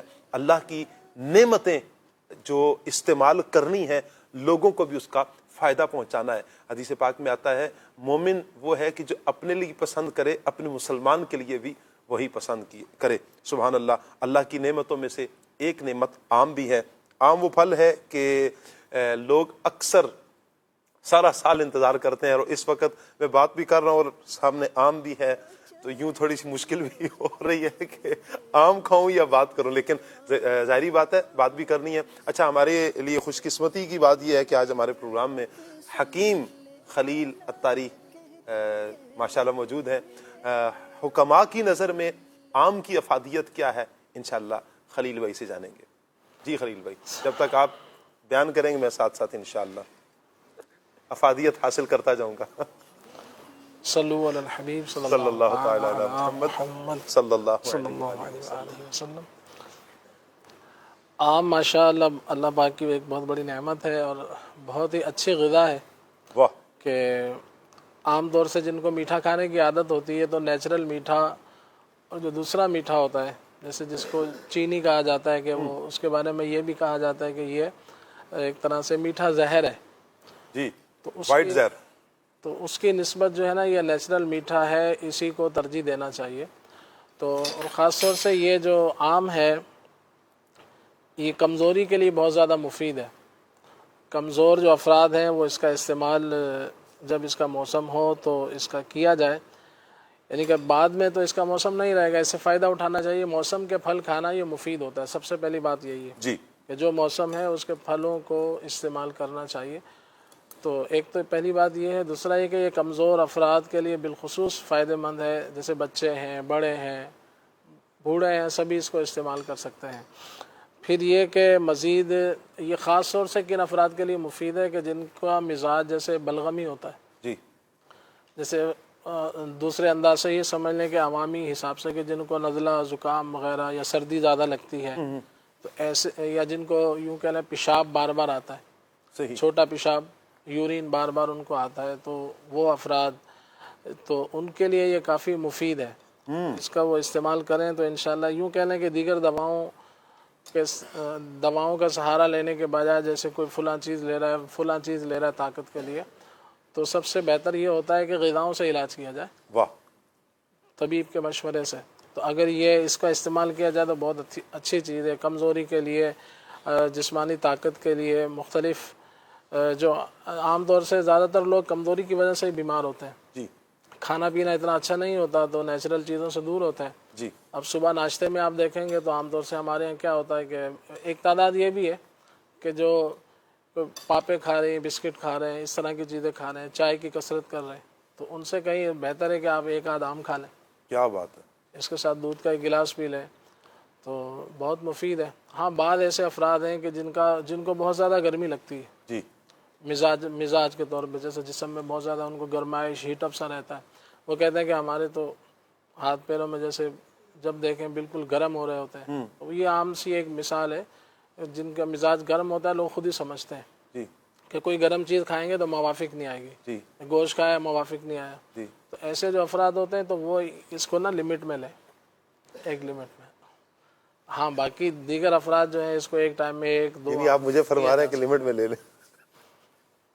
چونکہ جو آپ ارشاد فرما رہے ہیں نا، ہاتھ جلتے ہیں بساؤ کا، تو گوشت لے لیا تو وہ پھر ایسیڈیٹی کی صورت بنتی ہے.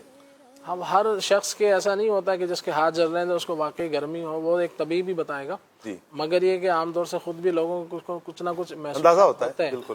اس حوالے سے تو ایسے لوگ یہ ہے کہ کبھی آم لیں تو اس کے ساتھ پانی کی کثرت کر لیں. اچھا. جیسے ہوتا ہے کچی رسی. اس کا مزاج کیا گرم ہوتا ہے؟ مزاج جس کا گرم ہوتا ہے تو اس کے ساتھ جیسے کچی لسی کا بتایا جاتا ہے کہ وہ ساتھ میں لے لی جائے. اسی طرح سے اگر آپ نے اس کے ساتھ عرق گلاب اگر اچھا والا آپ کو مل جائے تو اس کے 2-4 چمچ وہ پی لیے جائیں تو وہ, یا پھر ویسے ہی پانی کی تھوڑی کثرت کر لیں. اگر آپ آم کھا رہے ہیں تو اس سے 1 گھنٹہ پہلے 2-3-4 گلاس جیسے بندہ پانی اس دن اضافی پی لے تو اس سے یہ ہوگا جس کی طبیعت میں ہیٹ اپ ہوتا ہے, گرمائش رہتی ہے, تو وہ اس کو پھر اس طرح سے اچھا کہا گیا ہے یہ کہ یہ بھی سنا ہے, حقیقت آپ ارشاد فرما دیں کہ آم گرم ہے لیکن تاثیر گرم ہے, لیکن اس کی چھلکے کی تاثیر ٹھنڈی ہے, کیا ایسا ہے؟ جیسے مختلف انداز پہ گزرتا ہے. جب کچا ہوتا ہے تو اس کا انداز کچھ اور ہوتا ہے. اچھا. تو کچا جب ہوتا ہے کھٹا ہوتا ہے تو اس کا مزاج کچھ اور ہوتا ہے.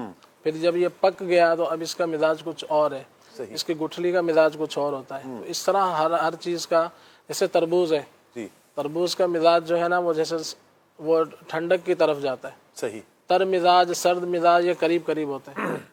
تو جو تربوز ہے وہ ٹھنڈا ہوتا ہے, اس کو تر مزاج کا کہا جاتا ہے. جو اس کا جو بیج ہوتا ہے اس کا مزاج الگ ہے. اچھا. تو اسی طرح سے چھلکا ہے, کوئی کسی چھلکا ہے, جیسے بعض چھلکوں کے سمیت کوئی چیز لیتے ہیں جیسے سیب ہے, تو بعض ایسے افراد ہیں ان کو یہ کہا جاتا ہے کہ آپ چھلکا اتار کر جو ہے نا استعمال کریں. سیب تو ہاضمے کے جن کے مسائل ہوتے ہیں. گریپ فروٹ ہوتا ہے, چکوترا جسے کہا جاتا ہے, وہ اس کا اندرونی جو مغز ہوتا ہے, جو اندر کا اس کا حصہ ہوتا ہے, تو وہ کافی جیسے کہ سخت ہوتا ہے. تو عام جن کا معدہ جیسے کمزور ہوتا ہے تو وہ اس کا صرف اس کو چوس لیں بجائے اس کے کہ وہ پورا گودا اس کا کھائیں, کیونکہ وہ سخت ہوتا ہے. تو اس طرح الگ الگ چیزوں کے الگ الگ انداز مزاج ہوتے ہیں. کیسے کھائیں؟ سنا ہی ہے کہ اسے کھانے کے لیے دروازہ بند کرنا پڑتا ہے اور اہتمام کے ساتھ اگر کھانا ہو آم کو. آم کو کیا کہتے ہیں آپ؟ بہتر یہی ہے کہ جیسے آسانی ہو ویسے ہی کھائیں, بیک وقت زیادہ نہ لیے جائیں. اچھا. مثال ہے آپ نے 2 آم کھانے, جی, تو بہتر یہ ہے کہ جیسے یا 3 آم کھانا چاہتے ہیں آپ, تو اگر آپ کی طبیعت اس کی اجازت دیتی ہے صحیح, تو بہتر یہ ہوتا ہے کہ جیسے کھا لیا, پھر اس کے بعد کھا لیا, پھر شام میں کھا لیا.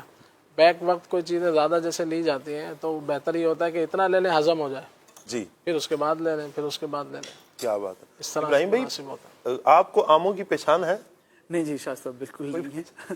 بس کبھی کبھار جو ہے وہ چونسا سمجھ میں آ جاتا ہے کہ ہاں یہ واقعی چونسا ہے. اچھا. لیکن نہیں پتہ چلتا. پیاز بھی آپ نے کبھی خریدا ہو؟ خریدنے تو نہیں, کیا کہہ کر خریدتے ہیں آپ؟ ہمیں کیا پتہ چلے گا کہ یہ کون سا دے دیا؟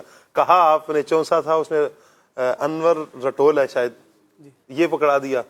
جیسے عاطف بھائی گئے تھے نا, اس میں منڈی میں گئے ماشاءاللہ, تو ہم بھی ان لوگوں پہ اعتماد کر کے ایک اچھے انداز سے بات کر لیتے ہیں. اور ویسے بھی الحمدللہ جب ہم جاتے ہیں تو لوگ لحاظ کرتے ہیں, شاید امامے کی برکتیں ہوتی ہیں, مدنی اولیاء ہوتا ہے الحمدللہ.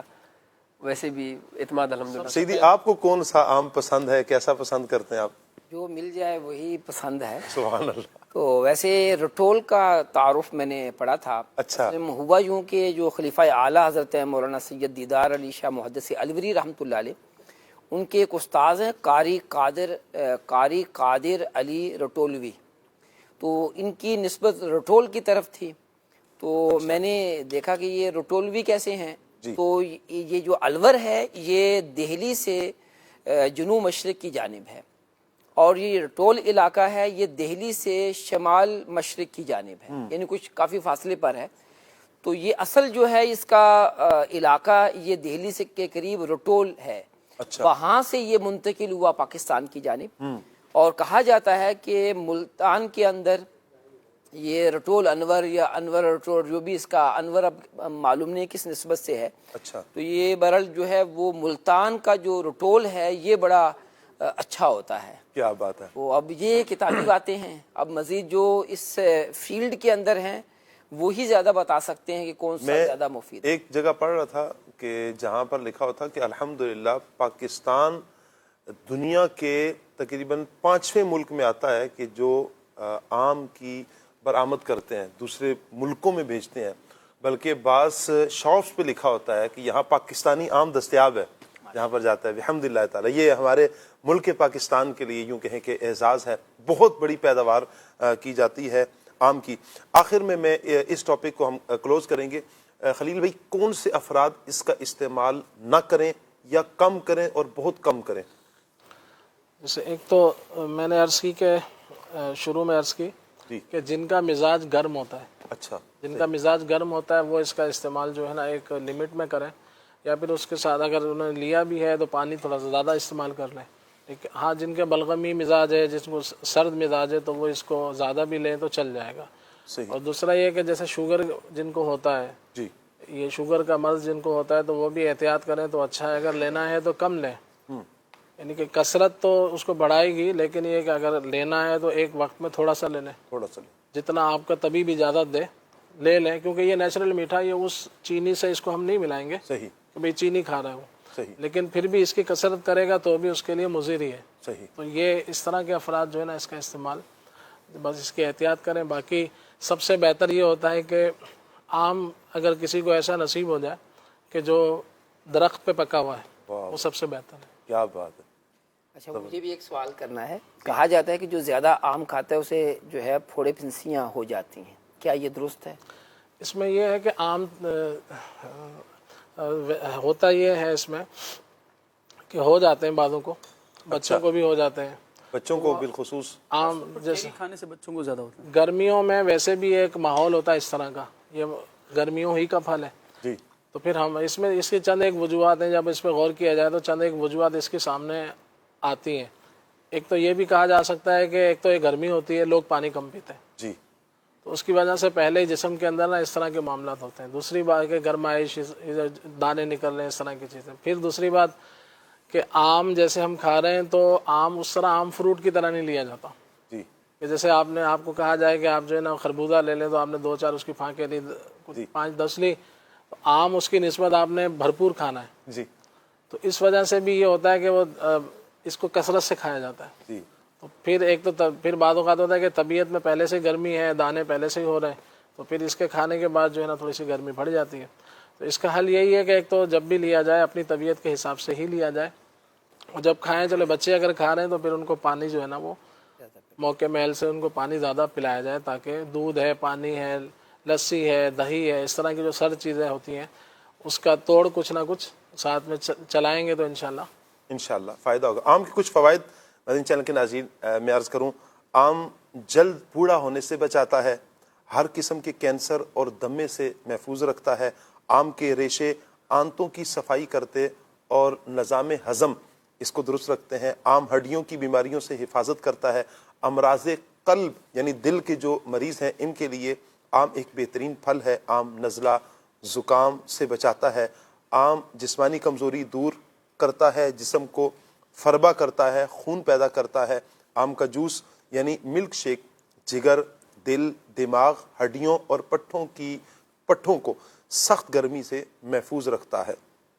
आम के बहुत सारे फ़वाइद माशाल्लाह हमारे हकीम साहब ने बयान भी किए हैं, लेकिन इस्तेमाल अगर आप करेंगे, मुतदिल अंदाज में करेंगे तो फ़ायदा होगा। कोई भी चीज़ है, कसरत इस्तेमाल, ज़्यादा इस्तेमाल, हद से तजावुज़ कर जाए, उसका नुकसान तो बहरहाल होता ही। आप पानी अगर इतना कसरत से पी लें तो वो भी आपके लिए कहीं ना कहीं आकर नुकसान का सबब बन सकता है। कोई भी चीज़ जो भी इस्तेमाल करें लिमिटेड, एक मुतदिल अंदाज में करेंगे तो इंशाअल्लाह फ़ायदा होगा। सल्लु अलल हबीब सल्लल्लाहु तआला अला मुहम्मद सल्लल्लाहु अलैहि वसल्लम। खलील भाई से नात सुनते हैं जी।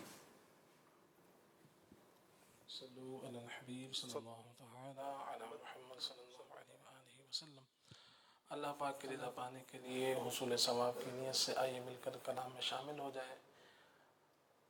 हज़रत मुफ्ती अहमद यार खान नईमी रहमतुल्लाहि तआला अलैह का बहुत ही प्यारा कलाम आइए मिलकर पढ़ने की सआदत हासिल करते हैं। सल्ले अला नबीना सल्ले अला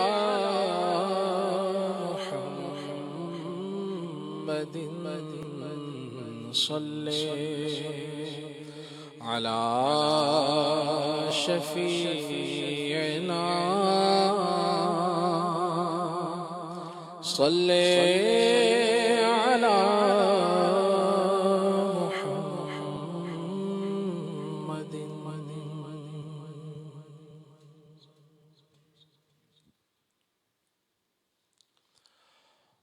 तुम ही हो चैन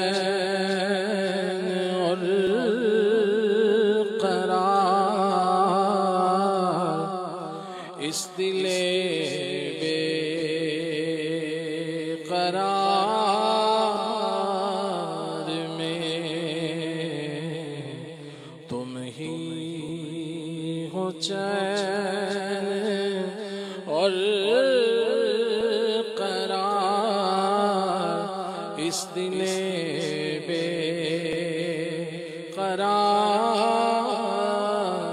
में तुम ही तो एक आस हो, तुम ही तो एक आस हो, क़ल्बे गुनाहगार में। मेरे तो आप ही सब कुछ है, रहमते आलम। मैं जी रहा हूँ ज़माने में आप ही के लिए, तुम ही तो एक आस हो, क़ल्बे गुनाहगार में तुम ही तो एक आस हो, क़ल्बे गुनाहगार में। रूह न क्यों हो मुझे तरिब,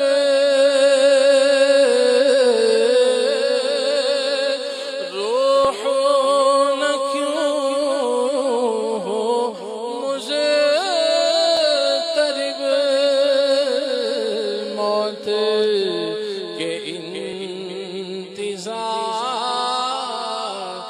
में सुनता हूँ मुझको देखने, सुनता हूँ मुझको देखने, आएंगे वो मज़ार में। नबी के आशिकों को मौत तो अनमोल तोहफा है, कि इनको कब्र में दीदार शाहे अंबिया होगा। सुनता हूँ मुझको देखने, सुनता हूँ मुझको देखने,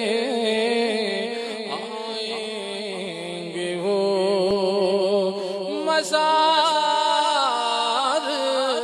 में। सुनता हूँ मुझको देखने, आएंगे वो मज़ार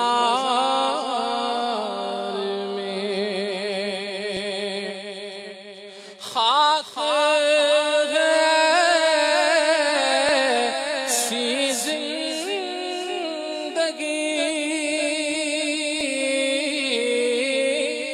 खाक है सी जिंदगी, वो कहीं और हम कहीं, है उसी ज़िस्त में मज़ा,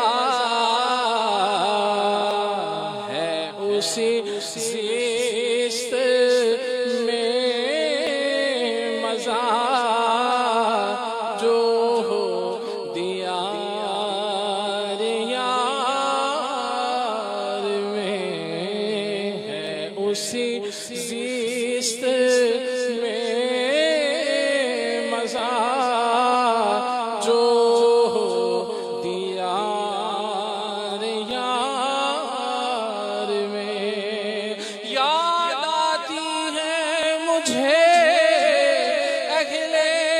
مدینہ کی یہ بات زندہ رہنا ہو تو انسان مدینے میں رہے، ہے اسی زیست میں مزہ، ہے اسی زیست میں مزہ جو دیار یار میں، دل میں جو کہ تم رہو، دل میں جو کہ تم رہو، سینے میں تم اگر بسو، پھر ہو وہی چہل پہل، پھر ہو وہی چہل پہل، اجڑے ہوئے دیار میں تم ہی تو ایک آس ہو، تم ہی تو ایک آس ہو، قلب گناہگار میں، ان کے جو ہم غلام تھے، ان کے جو ہم غلام تھے، خلق کے پیشوا رہے، ان سے پھرے جہاں پھرا، ان سے پھرے جہاں پھرا، آئی کمی وقار میں، ان سے پھرے، ان سے پھرے جہاں پھرا، آئی کمی وقار میں، تم ہی ہو چین، تم ہی ہو چین اور قرار، اس دل بے قرار میں، فیض نے تیرے یا نبی،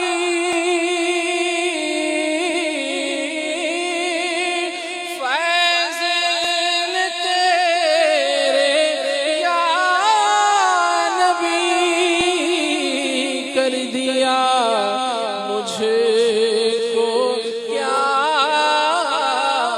سے کیا ورنہ دھرا ہوا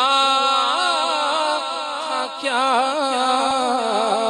ورنہ دھرا ہوا تھا کیا، مٹھی بھر سے غبار میں، تم ہی تو ایک آس ہو، قلب گناہگار میں، قبر کی سونی رات ہے، قبر کی سونی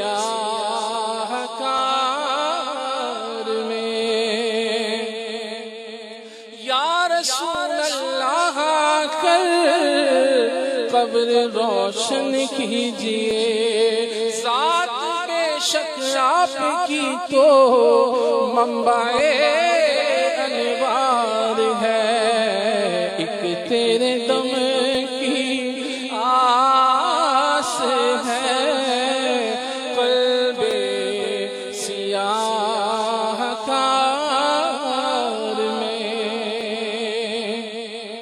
میں قبر اندھیری میں گھبراؤں گا جب تنہا، امداد میری کرنے آ جانا میرے آقا، روشن میری تربت کو للہ ذرا کرنا، جب وقت نظر آئے دیدار عطا کرنا، ایک تیرے دم کی آس ہے، قلب سیاہ کار نے، قلب سیاہ کار میں، چار رسول فرشت چار کتب ہے دین، چار سلسلے دونوں چار سلسلے دونوں چار لطف عجب ہے چار میں، سالک روح سیاہ کموں، سالک روح سیاہ کموں، دعوی عشق مصطفیٰ پائے جو خدمت بلال پائے، جو خدمت بلال آئے کسی شمار میں، پائے جو خدمت بلال پائے، جو خدمت بلال آئے کسی شمار میں، تم ہی ہو چین اور قرار اس دل بے قرار میں، تم ہی تو ایک آس ہو، قلب گناہگار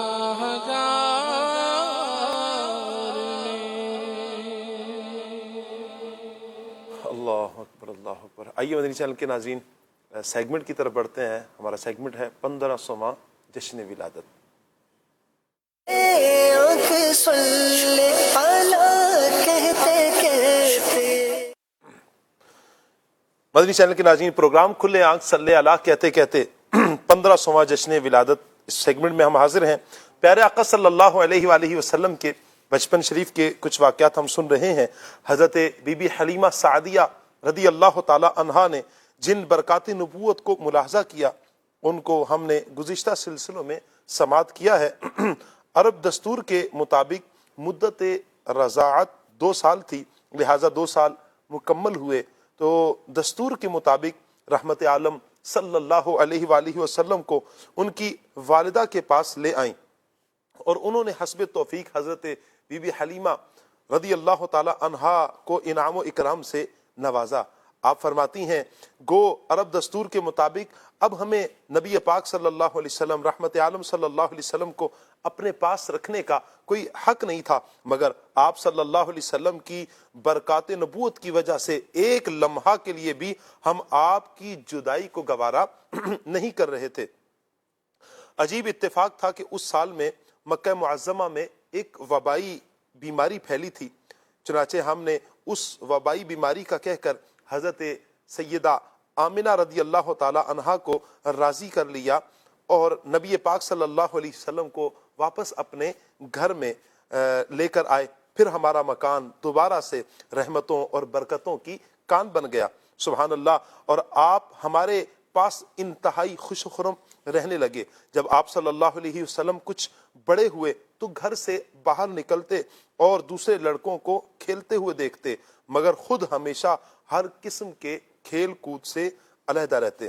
ایک روز مجھ سے کہنے لگے، اماں جان میرے دوسرے بھائی بہن دن بھر نظر نہیں آتے، یہ لوگ ہمیشہ صبح اٹھ کر روزانہ کہاں چلے جاتے ہیں؟ اللہ اکبر۔ آپ فرماتی ہیں میں نے کہا یہ بکریاں چرانے چلے جاتے ہیں۔ یہ سن کر آپ نے فرمایا مادر مہربان آپ مجھے بھی میرے بہن بھائیوں کے ساتھ بھیجیے۔ چنانچہ پیارے آقا صلی اللہ علیہ وآلہ وسلم کے اصرار پر مجبور ہو کر آپ کو حضرت حلیمہ رضی اللہ تعالی عنہا نے اپنے بچوں کے ساتھ چراگاہ جانے کی اجازت دی، اور آپ روزانہ جہاں حضرت حلیمہ رضی اللہ تعالی عنہا کی بکریاں چرا کرتی تھیں وہاں میرے آقا صلی اللہ علیہ وسلم ان کے ساتھ تشریف لے جاتے۔ ایک دن آپ صلی اللہ علیہ وسلم چراگاہ میں تھے، ایک دم حضرت حلیمہ رضی اللہ تعالی عنہا کے فرزند زمرہ دوڑتے ہوئے ہانپتے کانپتے گھر میں آئے اور اپنی ماں حضرت بی بی حلیمہ سے کہا، اماں جان بڑا غضب ہو گیا، محمد صلی اللہ علیہ وسلم کو 3 آدمیوں نے جو بہت زیادہ سفید لباس میں تھے چت لٹا کر ان کا شکم پھاڑ دیا اور اسی حالت میں ان کو چھوڑ کر بھاگا ہوا میں آ گیا ہوں۔ یہ سن کر حضرت حلیمہ اور ان کے شوہر دونوں بدحواس ہو کر گھبرائے ہوئے دوڑتے ہوئے جنگل میں پہنچے تو کیا دیکھتے ہیں پیارے آقا صلی اللہ علیہ وآلہ وسلم تشریف فرما ہے، بیٹھے ہوئے مگر چہرہ مبارک زرد اور اداس ہے۔ حضرت حلیمہ رضی اللہ تعالی عنہا کے شوہر نے انتہائی مشفقانہ لہجے میں پیار سے پوچھا، بیٹا کیا بات ہے؟ اللہ اکبر۔ میرے آقا صلی اللہ علیہ وسلم نے فرمایا کہ 3 شخص جن کے کپڑے بہت زیادہ سفید صاف ستھرے تھے میرے پاس آئے، مجھے چت لٹا کر میرا شکم چاک کر کے اس میں سے کوئی چیز نکال دی اور پھر کوئی چیز میرے شکم میں ڈال کر شگاف کو سی دیا، مجھے ذرا برابر بھی اس دوران تکلیف نہیں ہوئی۔ یہ واقعہ سن کر حضرت حلیمہ اور ان کے شوہر دونوں بے حد گھبرائے اور شوہر نے کہا، اے حلیمہ مجھے ڈر ہے کہ ان کے اوپر شاید کوئی آسیب کا اثر ہے، لہذا تم بہت جلد ان کو ان کے گھر والوں کے پاس واپس چھوڑاؤ۔ حضرت حلیمہ آپ کو مکہ مکرمہ لے کر آئیں۔ اس خوف آپ کے اندر چونکہ خوف پیدا ہو چکا تھا کہ یہ اللہ جانتا ہے کیا معاملہ ہے، اللہ اکبر، شاید ہم کما حقہ ان کی حفاظت نہ کر سکیں۔ حضرت حلیمہ جب مکہ مکرمہ پہنچی آپ صلی اللہ علیہ وسلم کی والدہ ماجدہ نے حضرت حلیمہ سے پوچھا کہ تم بڑی خواہش کے ساتھ لے کر گئی تھی اور بڑی جلدی انہیں واپس چھوڑ دیا، پھر آپ نے یہ سارا معاملہ بیان کیا، ہمیں لگتا ہے کہ شاید کہ آسیب کا معاملہ ہے، اللہ اکبر۔ حضرت آمنہ رضی اللہ تعالی عنہ نے فرمایا، ہرگز نہیں، خدا کی قسم میرے نور نظر پر ہرگز کبھی بھی کسی جن یا شیطان کا عمل دخل نہیں ہو سکتا، میرے بیٹے کی بڑی شان ہے۔ پھر ایام حمل اور وقت ولادت کے حیرت انگیز واقعات سنا کر حضرت حلیمہ کو مطمئن کر دیا اور حضرت حلیمہ آپ صلی اللہ علیہ وسلم کو آپ کی والدہ ماجدہ کے سپرد کر کے اپنے گاؤں واپس چلی آئیں اور آپ صلی اللہ علیہ وسلم اپنی والدہ کے آغوش تربیت میں پرورش پانے لگے۔ صلو علی الحبیب صلی اللہ تعالی علی محمد صلی اللہ علیہ وآلہ وسلم۔ اللہ اللہ اللہ لا الہ الا ہو، اللہ اللہ اللہ لا الہ الا ہو۔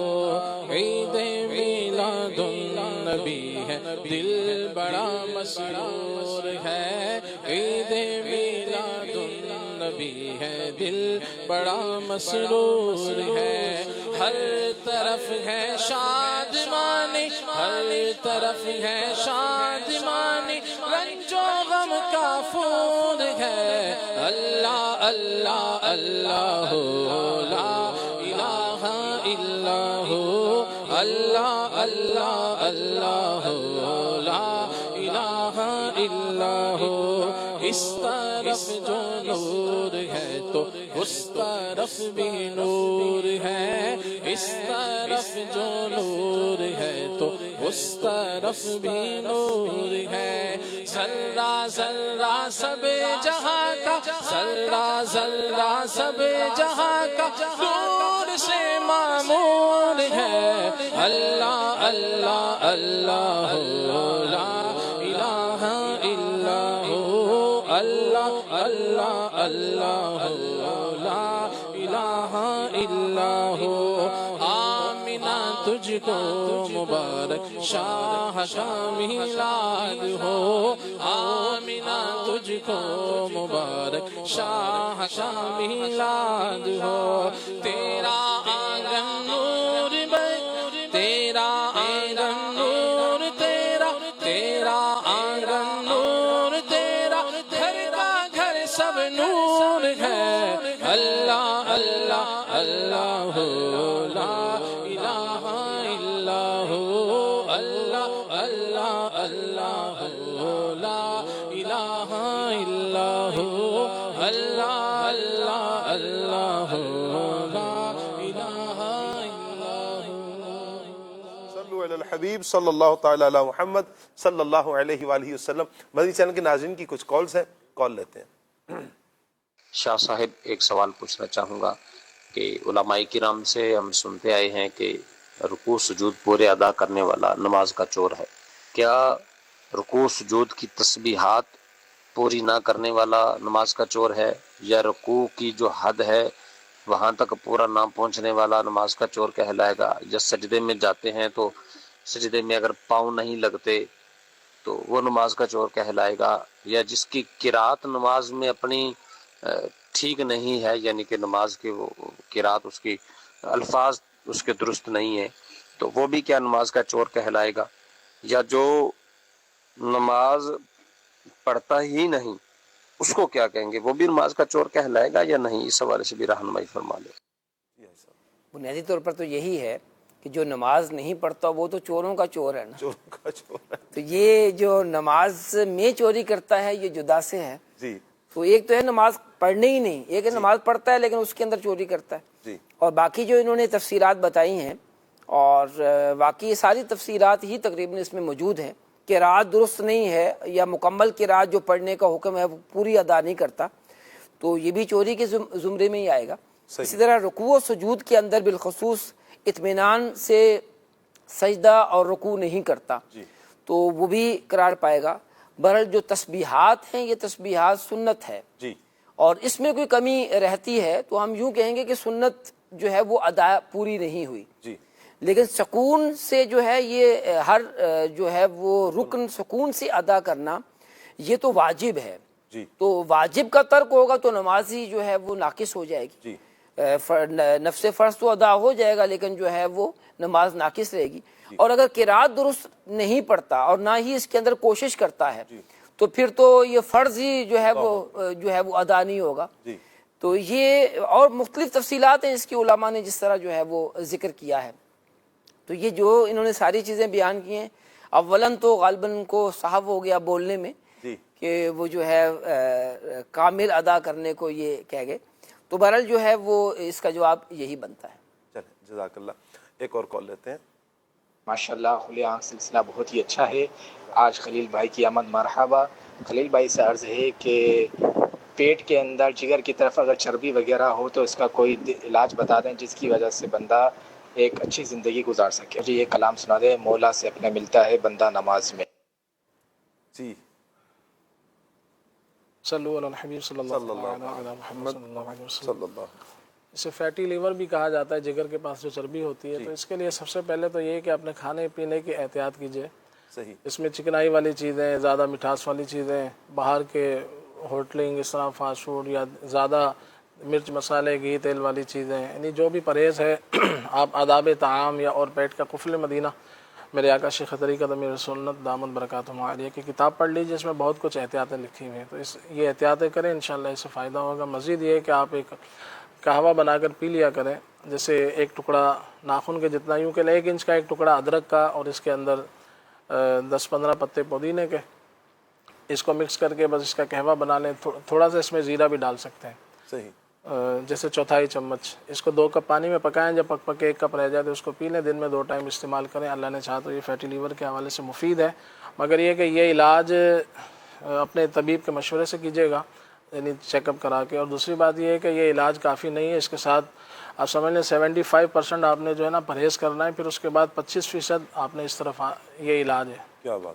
ورنہ تو ظاہر بات ہے اگر سب کچھ کھاتے رہیں گے تو وہی مرض مزید بڑھے گا۔ صحیح، ٹھیک ہو گیا، کال لیتے ہیں جی۔ رکن سورت سے سوال یہ ہے کہ نماز میں ارکان کو صحیح طریقے سے ادا نہ کرنا کن گناہوں میں شامل ہے؟ برائے کرم جواب سے نواز دے، جزاک اللہ خیرہ۔ جو نماز کے اندر کمی رہ جاتی ہے اس کی مختلف قسمیں ہیں، اس میں اگر فرض کے اندر کمی رہ گئی تو پھر تو سرے سے نماز ہی نہیں ہوگی، اور واجب میں رہی تو ناقص رہے گی، اور سنت موقدہ ہے اس کی ادائیگی کے اندر کمی رہے گی تو پھر یہ عادت بنائے گا تو گناہ گار بھی ہوگا۔ تو یہ مختلف اس کی صورتیں بنتی ہیں، پھر جو صورت ہوگی جو حکم ہوگا اس کے مطابق ہی جو ہے وہ جواب ہوگا۔ صحیح، کال لیتے ہیں۔ محمد محسن قریشی عرض کر رہا ہوں ڈیرہ اسماعیل خان سے۔